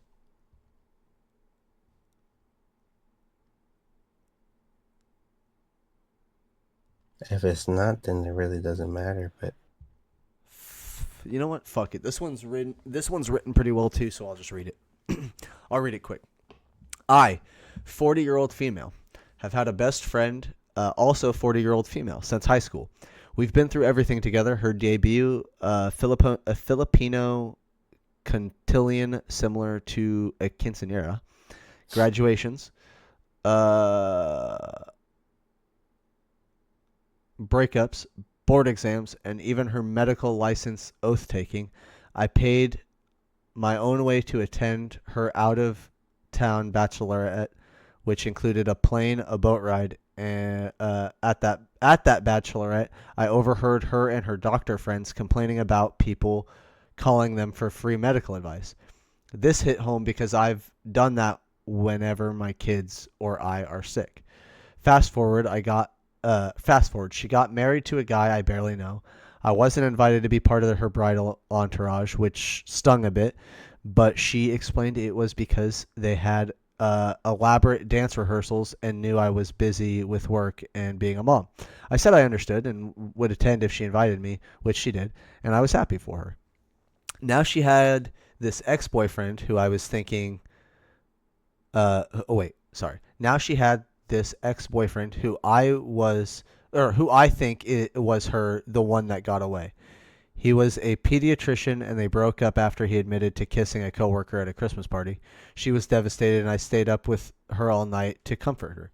Recently, my 6-year-old started having a severe nosebleed and we were about to rush to the ER. My first instinct was to call my best friend, but I remembered the conversation about doctors hating when people expect free consultations. I didn't want to put her in that position, so I messaged her ex instead, who is still a Facebook friend. I offered to pay for his advice, but he just called me immediately, gave me first aid instructions, and told me to bring my kid to his clinic the next day. We talked a bit, and he mentioned he was getting married, so I congratulated him. After everything settled, I called my best friend to catch up, gossip, blah, blah, blah. She was livid. She accused me of being disloyal and betraying her by reaching out to her ex, especially knowing what had happened between them. I honestly didn't think she'd still be upset about it after 8 years, especially now that she's happily married. Our friendship hasn't been the same since. And then the quote at the end, am I the asshole for not being more sensitive to her feelings? I thought I was doing the right thing by not calling her for a free consult. I would like to adjust this entirely. No, I don't think you're an asshole, but big fucking butt, thick, fat, juicy fucking ass, but you should have still called your friend first and offered her the same thing you offered her ex. I will pay your consult fees. I'm not trying to get a free consult out of you because you're my best friend. You could have explained the same thing to her. Been like, I heard you have this conversation with other doctors and I know you don't want people going for free shit. I'll pay you instead of going to your ex. I don't think you're an asshole, but I think you're an idiot. that's pretty fair. You think? Yeah, Thank you. I appreciate that. I thought I got a little heated. I agree with you. Are you just agreeing with me because I'm intense? Am I going to beat you later for not agreeing with me? Like, No, and like it makes sense. okay. That's fair. Thank you. Like, I that's the part that fucks me up. I don't know why you didn't just say that to your friend. Like, I don't want you to think I'm asking for a free consult. If you want me to pay a fee, I'm happy to pay your fee. And just offer the same thing, right? Yeah. Like, I don't know why that couldn't have been a conversation.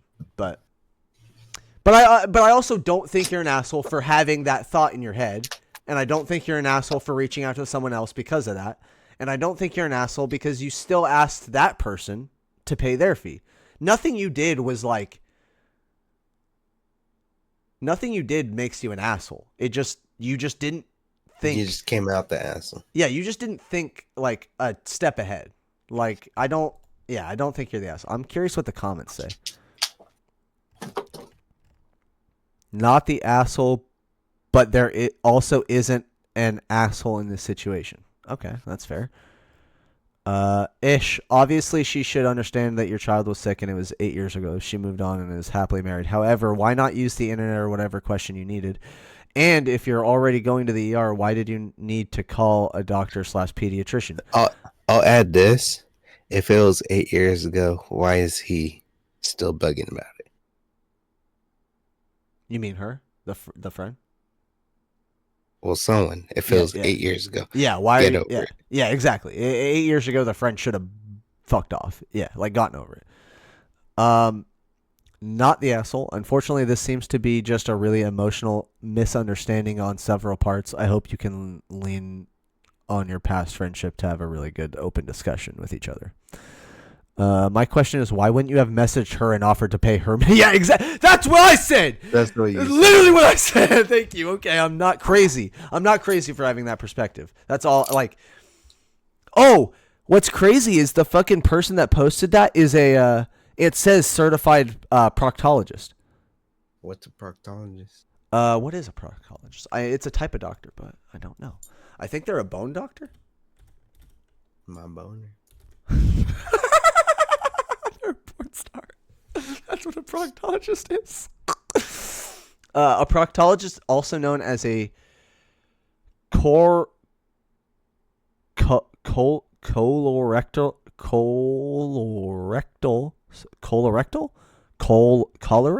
surgeon. Reaching my ass.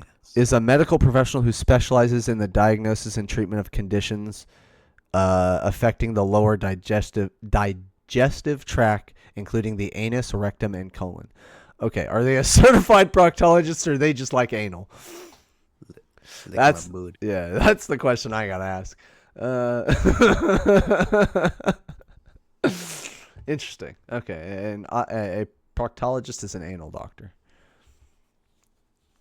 Lick my ass. Man, I feel like that was a solid fucking episode again. That's good. I think episode 40 is where we hit the turning point, where we're just fucking flowing. This shit's coming out. You drink the Buzzball? I'm drinking it. I'm not all the way done yet. Oh. It's got that fucking ting to it, so I'd like take a sip and then I'd take a minute. Because it's the Yeah, it tastes really good the second it hits my mouth. And then for like 15 to 30 seconds after, it's like the shivers, huh? And then it like kind of fades into a good flavor again with the apple. But like I would say it goes good, bad, good. I wouldn't say it goes back to bad, but it definitely is like, it's weird. It's not something I'm chugging because it's weird. Normally I would have had that both done. I drank my first one. Yeah, no, by now I normally would have had something this size done by now, but on the second one. I mean, 15%. Shit. Oh, that's why. I didn't realize it's 15%. That's why it tastes straight fucking boozy. Boozy. Shit, we did Am I the Asshole? We did it all. We went from the beginning to the middle to the end. We killed it. Fuck. I feel like you gotta put my beat on the end. Which one you want? The gangsta. Gangsta? Alright, that'll be the end. With the sound effects. Absolutely. Gangsta close. I'm writing it down right now so I don't forget. Screeching. That is a great outro. Gangsta as outro. What do you want as the intro? I did, I meant to say, was it last week or the week before I did both my beats? And I said, it was the week before because I remember I mentioned it on the podcast. I didn't bring this up to you because I didn't want it to be a thing. It's not a big deal. I just thought it was funny in the moment. I brought it up to you on the podcast, and you sounded so unenthused. I was like, "Oh yeah, I put both my beats on," and you're like, "Ah." You're like, yeah. I was like, oh, is he not like? Is he? He's not cool with Yeah, that. did he hear me right? I was like, I felt like I disrespected you. You're like, I'm the beat guy. Why did you not put my beats on? Like, I was like, I'm sorry, dude. Like, maybe I shouldn't have put my beats. One you. I was like, maybe I shouldn't have done both my beats. Fuck. Usually one me, one you.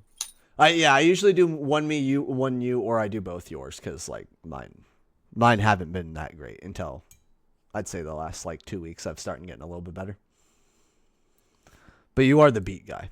You are the musical master, the mastermind of musical perfection. I beat they meet.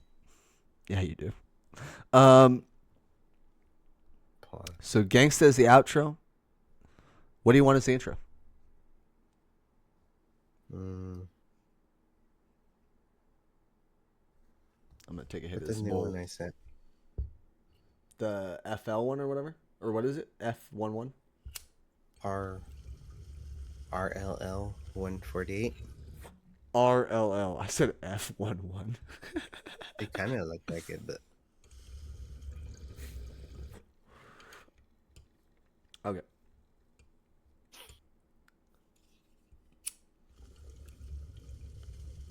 fair. 100% fair. Ain't nothing unfair about it. You are. You're literally 50% of this, dude. If you came to me tomorrow at work and you were like, I want to be the only guy who makes beats for this podcast, I would 100% respect that. And I'd be like, you know what? I will give you that as your thing. But I don't want it. That's fine. No, I'm not upset either way. I'm just saying like I'm not going to take it by offense if there's a responsibility you want or like a task you want. I would never take offense to that. I want you to be creative. I want you to express yourself in the way you're comfortable, in the way you want to express yourself. I'm not in charge here. There is no manager in this shit. It is you and me. Manager J. It's literally it's manager and manager Marcel and Martel. What? Martel? Yeah, it's manager and manager Marcel and Martel. Eminem. Yeah. We're Eminem squared. How do you like that? I don't know. I don't get Eminem squared. Well, because like the squared of something is like it times itself. We're Eminem times Eminem. We're the second power. We're fucking killing it. Yeah. I don't think we're better than Eminem. I'm just gonna say that real quick before anyone clips this and shits on our day. But I feel like I'm gonna end up in the boats. No. I feel like when I come back, I'm spend all my money on a Rolex. The only that's what I would do. The only We go to New York City and go to tricks and buy Rolex. That's literally what I would do. I'll show you the exact watch I'd buy. Oh my god, you literally you kill me with how you are so much like me sometimes. Do you know what I'm talking about if I say gold nugget band? Yeah. Yeah, that's the one. I want the gold nugget band. Just like Eminem has. I don't like those. You don't? Oh, I love it. It looks like it's the aftermarket thing. Yeah. But you put the Rolex dial in the middle. Yeah. Dude, okay. Not to sound like a dick, I'm surprised you know that. Aftermarket thing, but it holds its value because it's legit like made out of gold. Yeah. You know that because of Trex, don't you? Yeah, he showed it. Okay. I was like, I don't know how the fuck he would have just known that without it being like... Because it's one of those weird things where normally if you put a Rolex anything on a different band, it's gonna lower the value. But but because it's that's actual not that's not real. That's raw not gold. really that's not really like a permanent thing. Yeah, You could it's always just put back the band, the regular band on. exactly. I sent you a picture of what I want. Oh, you sent me a It's picture. from Icebox though. It's from Icebox.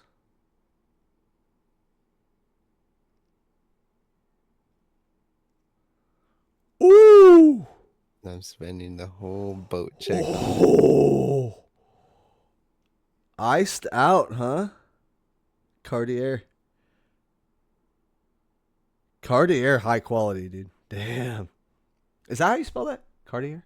Am I saying that right? I don't think Yeah, I'm you saying. said, yeah.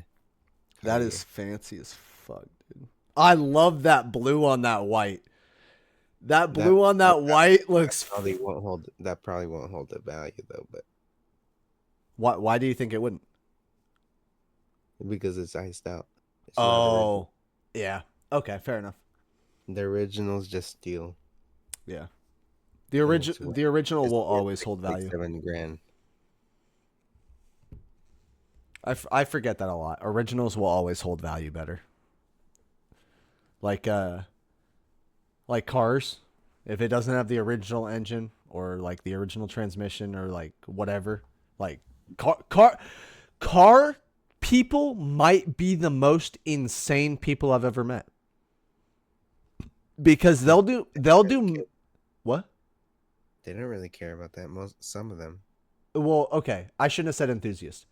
Car like people who collect cars, car collectors, that's specific. Uh those people are fucking insane. They'll numbers match something down to the fucking rims, bro. They'll be like, the left fucking front rim was replaced in 1982. And I'm like, how the fuck do you know that? And they're like, Carfax.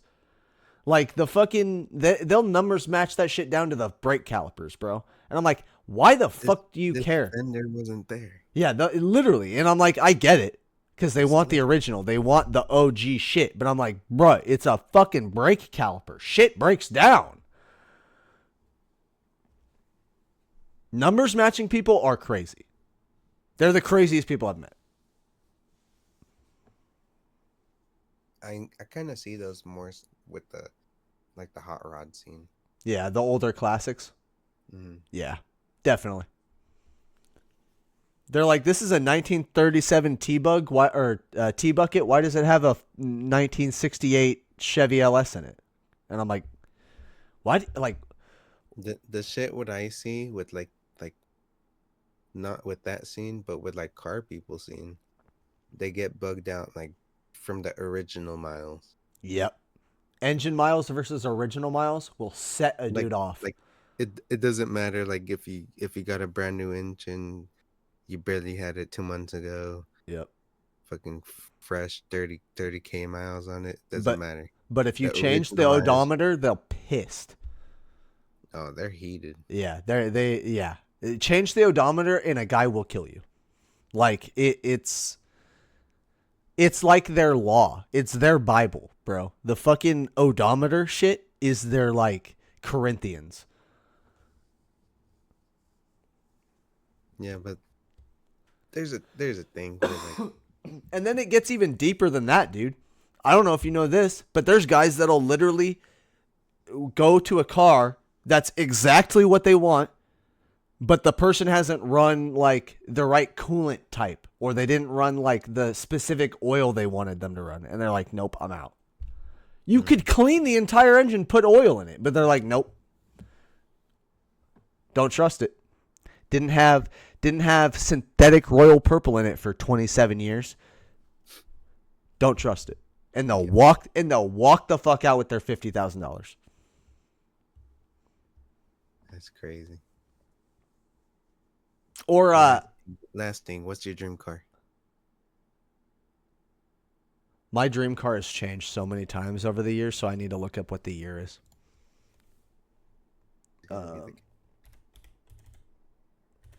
No, my dream car right now is actually probably not like anything what it used to be. If you had asked me that question 2 years ago, I would have said a 1970 Chevelle.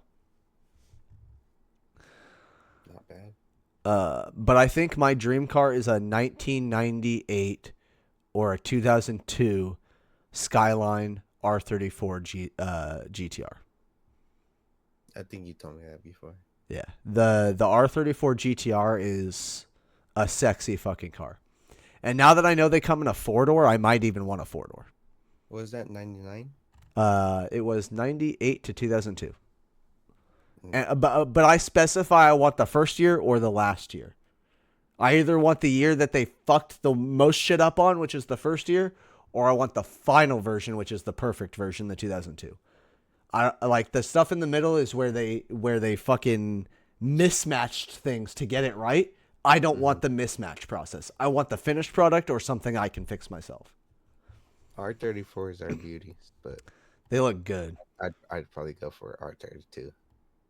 The R32 a classic. Not gonna lie, like the R32 is sexy as fuck. Like R32. I also like an R32.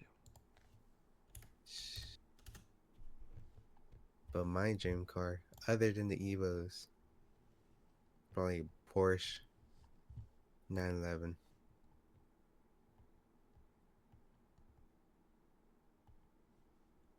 Yeah? No? Porsche 911? Really? Why? I really like those ones. I don't know. I feel like with that, put a wide body kit on that shit. It's gonna fuck all black. Just, I don't know. Does something to my soul. I do like a Porsche. I really like Porsche. They're a great car company.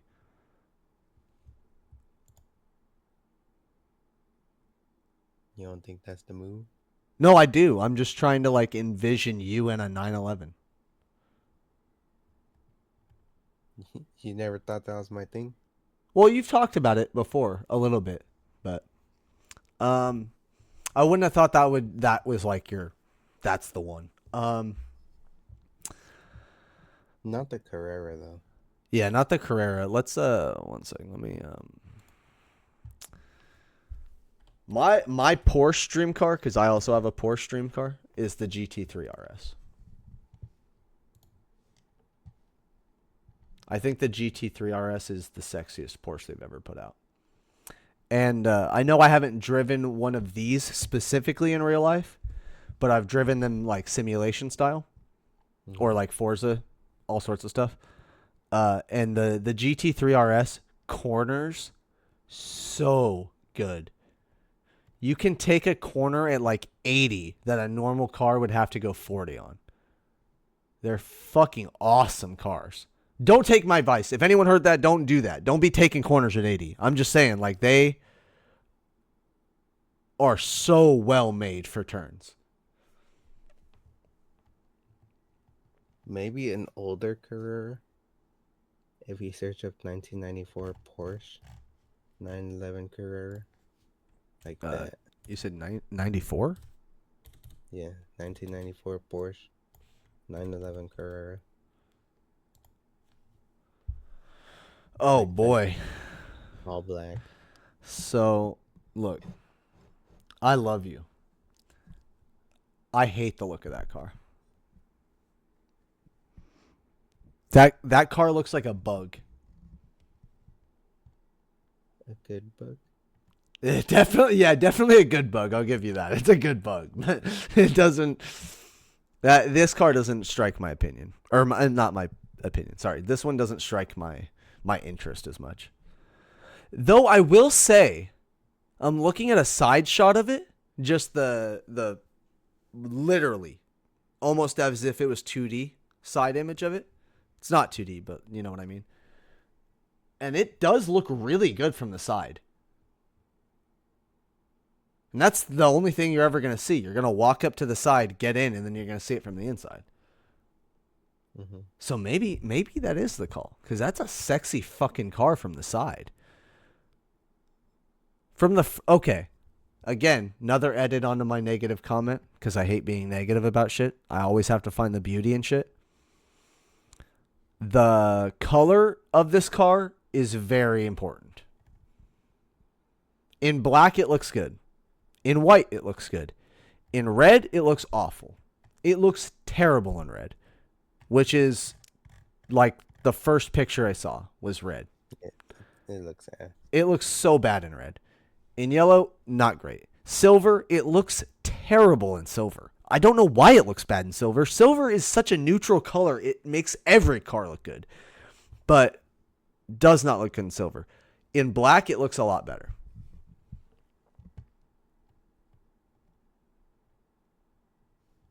Interesting. 1994 911 Carrera.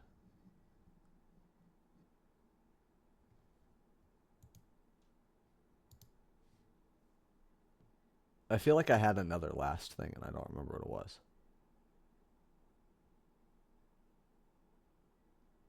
That was such a good question. Did you DC from the call? No. Oh. I thought you DC'd from the podcast, bro. No, I was searching the image. Like that is genuinely is a really sexy car. It just has to be in the right color. I want to apologize for my initial negativity. Negative Nancy. I do come into things very negative sometimes. Not all the time, but sometimes. Hold up, I'll send you a screenshot.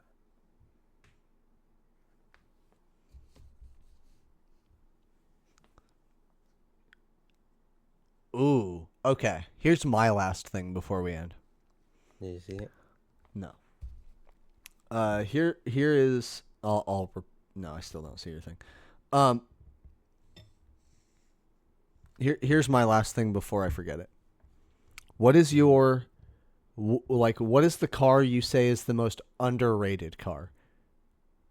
So like the car people hate on, or like the car that doesn't get enough recognition, but deserves to be put in the spotlight at least once in its career. Like pull that car off the bench, let them race.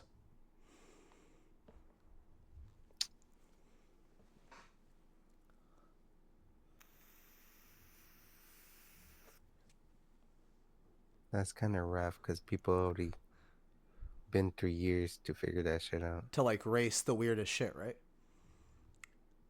Do you want to know what my answer is? And then it'll maybe pique you. The Mazda RX-8. The Mazda RX-8 is so underrated, but that car deserves recognition. Everyone lost their shit over the RX-7. Everyone thought the fucking the Supra was the king. Everyone thought the fucking Nissan GTR was so great. The Mazda RX-8 deserves more recognition.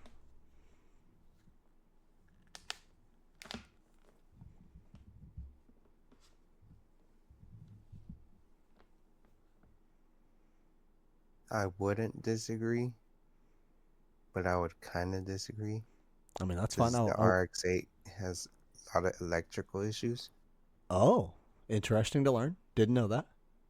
But I know about the RX-8. That's a funny thing. RX-8, I love the suicide doors on it. Yeah, they're sexy. That was my favorite part of the RX-8. Almost no car has that anymore. It's like trucks have them now, kind of, but not like... They don't have it like that anymore. Yeah, they used to have it. Yeah. Because I remember my dad's Tundra, it had the suicide doors too. Yeah. Was it an S10? Was it an S10? No, it was a Tundra. Oh. The Tundra has those? Had it. Really? I've never seen a Tundra with those. I hate... My dad took it to Mexico. You're going to... Find me pictures of that. At some point. Not right now. Okay. Because, like, I got to see that. That's cool as shit. I think they did it for like 3 years and then they stopped it and then just did single cabs and double cabs. Okay. Oh, so you wouldn't agree with me, but you disagree with me because, or you, sorry, you wouldn't disagree with me, but you disagree with me because of the electrical issues. What else? I mean, it, other than that, RX-8 is it's a rotary. It's still a rotary.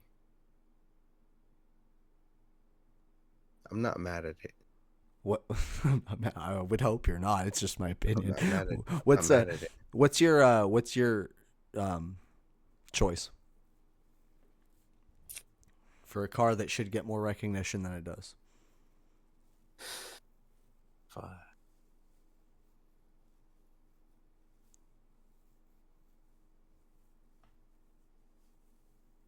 Doesn't matter if it's rare or not. Oh, absolutely not. Any car on the planet Earth. You could pick a truck.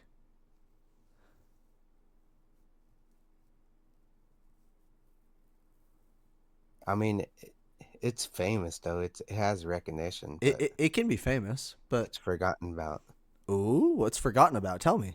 This is literally what I wanted. Tell me. I want to say the Eclipse. Oh, the Mitsubishi.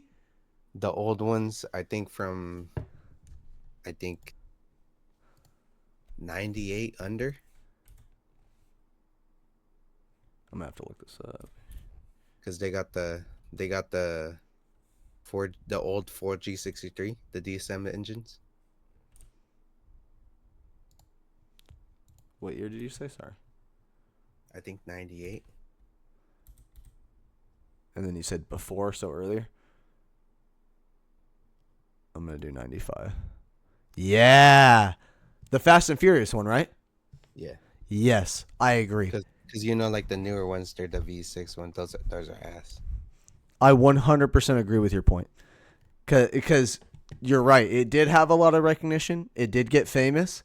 But as soon as Fast and Furious like 4 came out, nobody gave a fuck about the Eclipse anymore. Because it'd be that, and then the Talon, and then The Talon. yeah, the Talon, Talon's pretty good. Talon. Oh, you want to know one of my favorite car facts? Mm, There's a car that's named after a shark. Do you know what it is?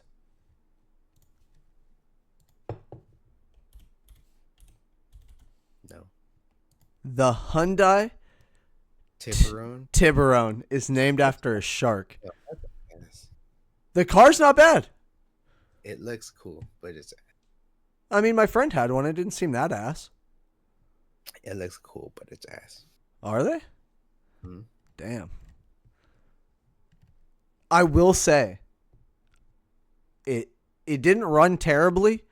Like, I'm not gonna say it like had bad performance like engine wise, but I did ride in it and it did not feel like the power it should have had for that kind of car.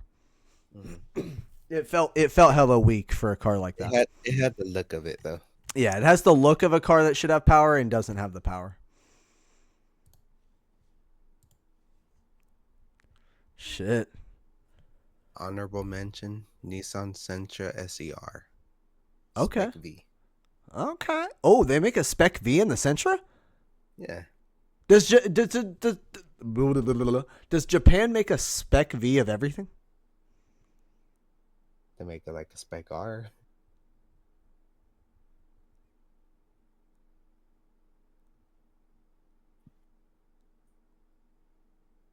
It's hard to find Spec V.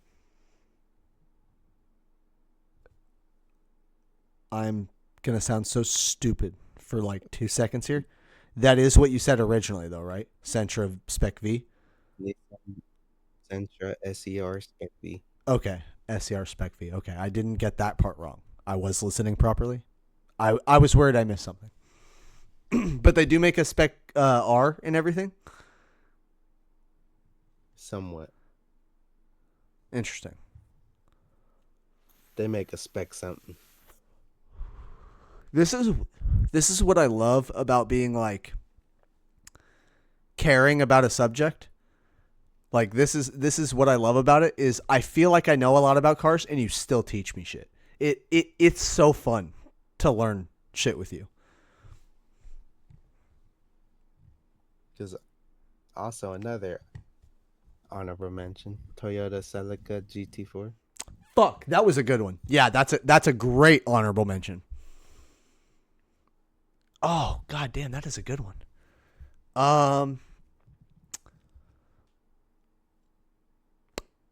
Do I have an honorable mention?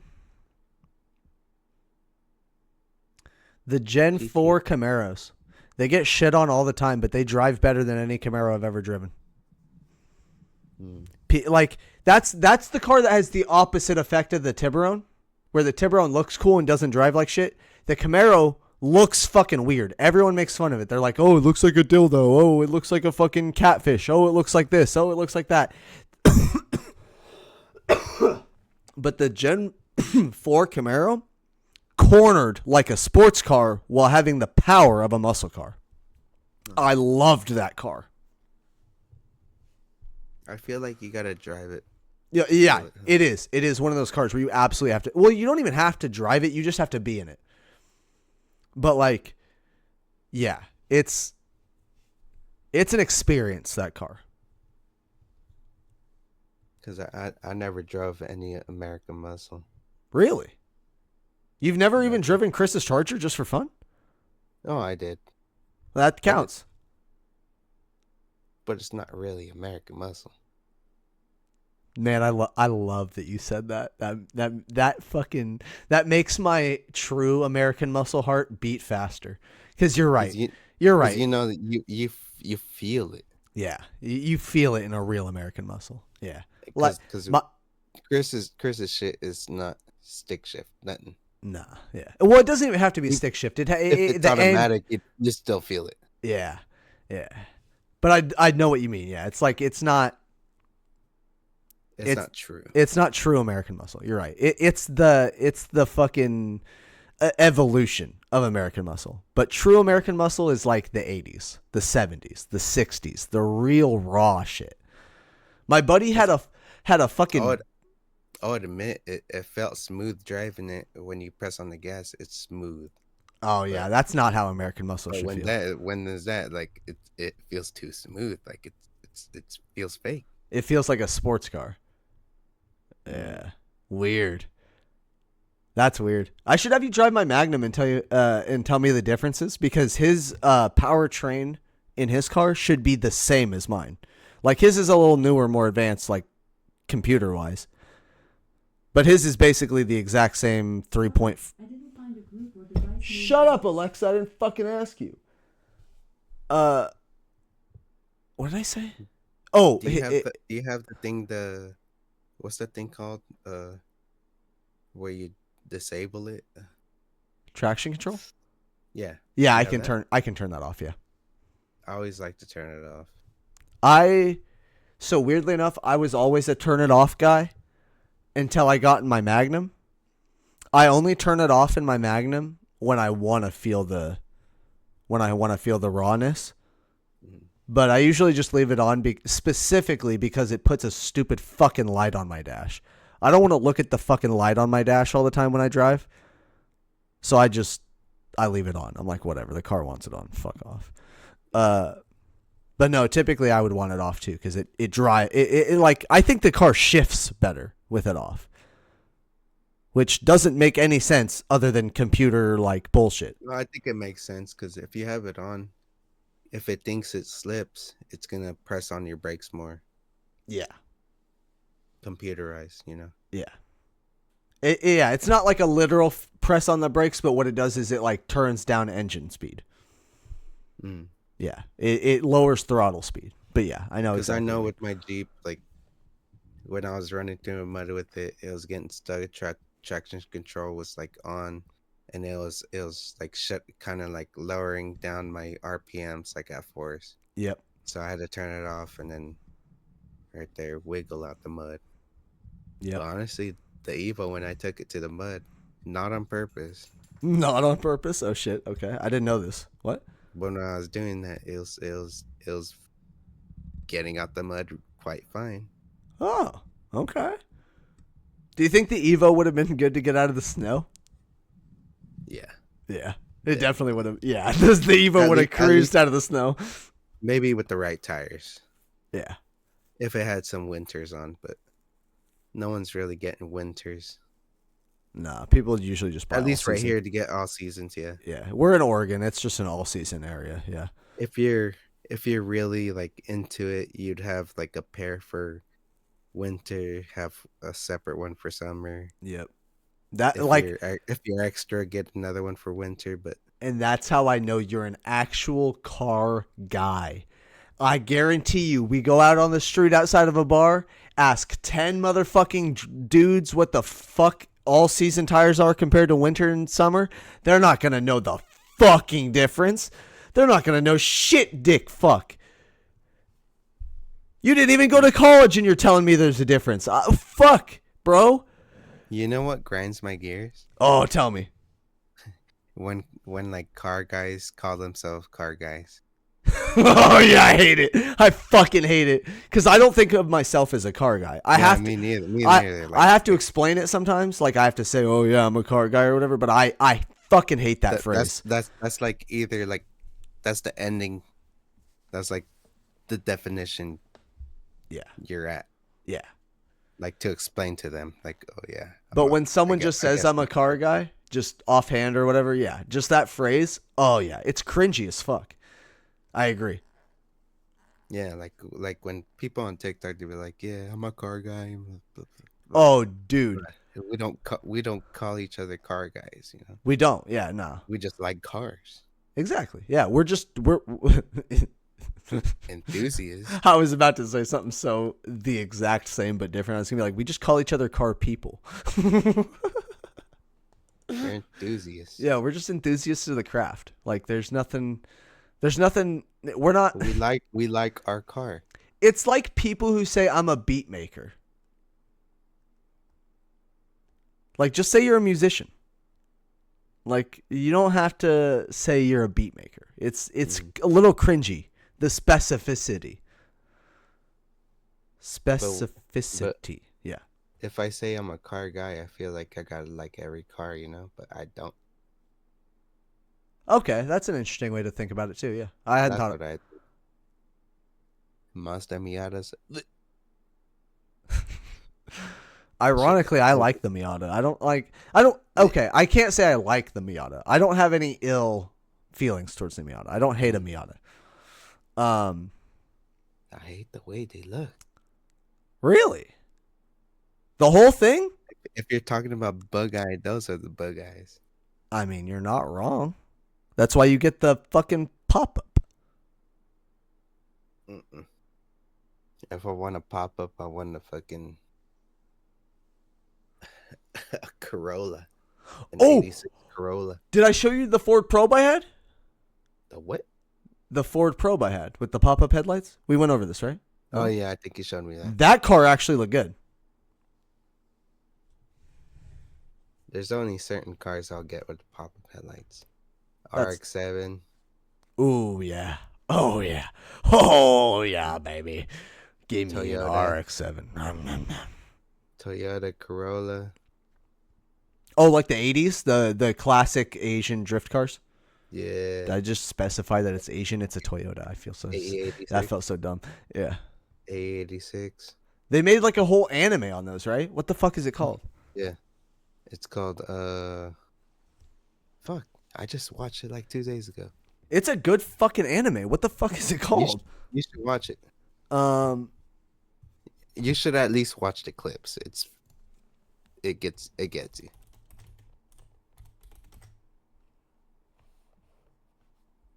Let's see. I got it though. Initial D.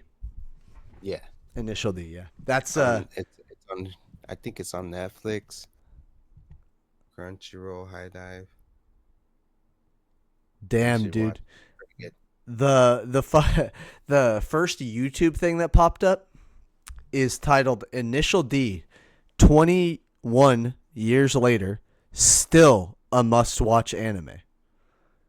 21 years after it was released, people were still calling it a must-watch anime. How long ago do you think that video came out? 9 years ago. 5.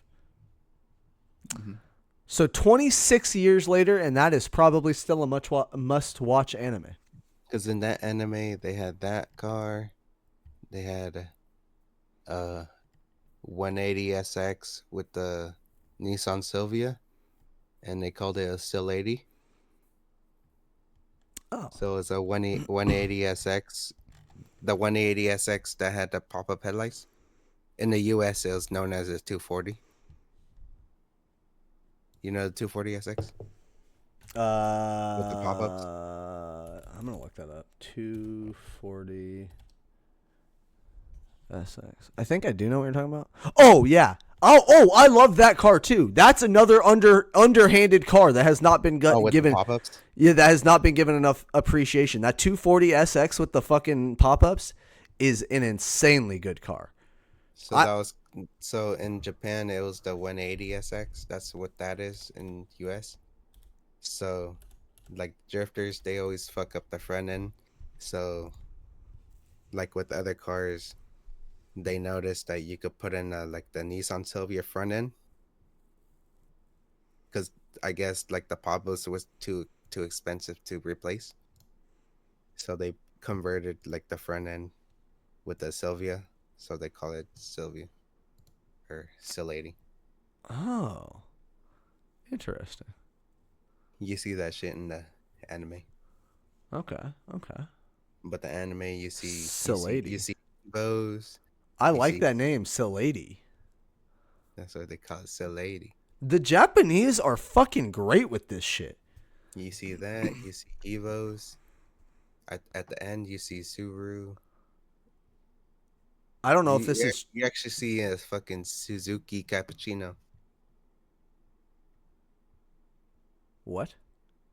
A Suzuki Cappuccino. What is that? Just search it up. Suzuki Cappuccino.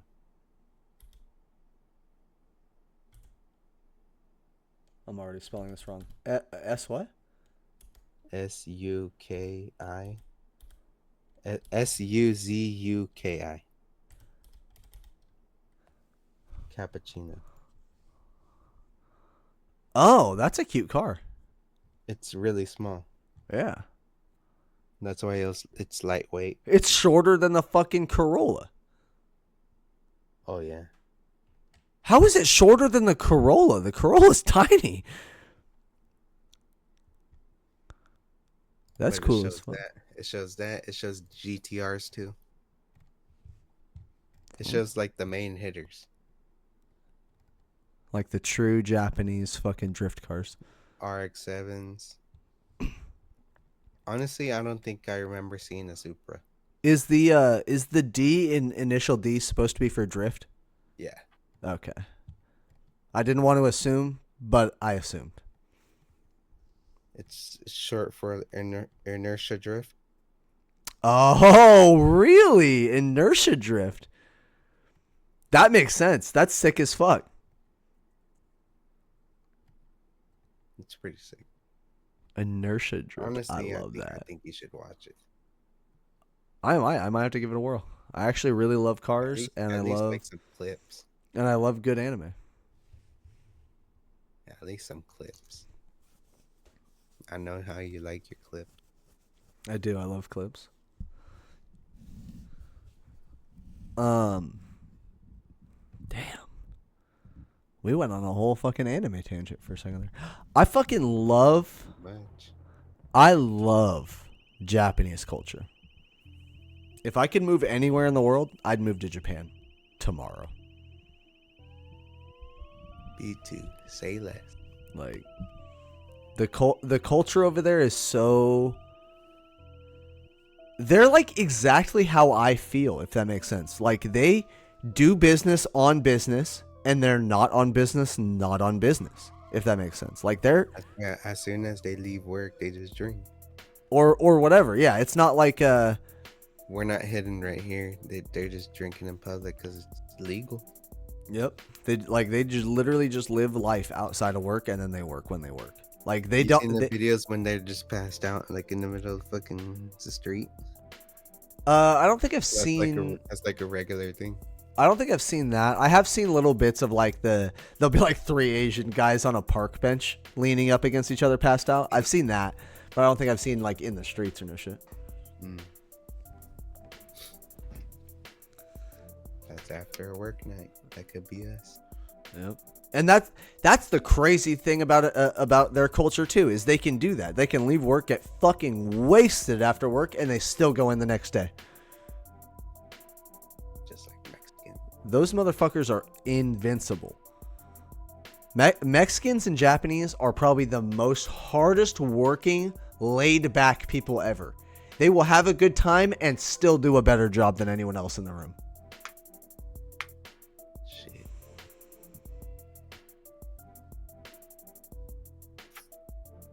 Actually, black people are like that too. They will fucking kill a job and do a really good job, and they will also leave and not give a fuck.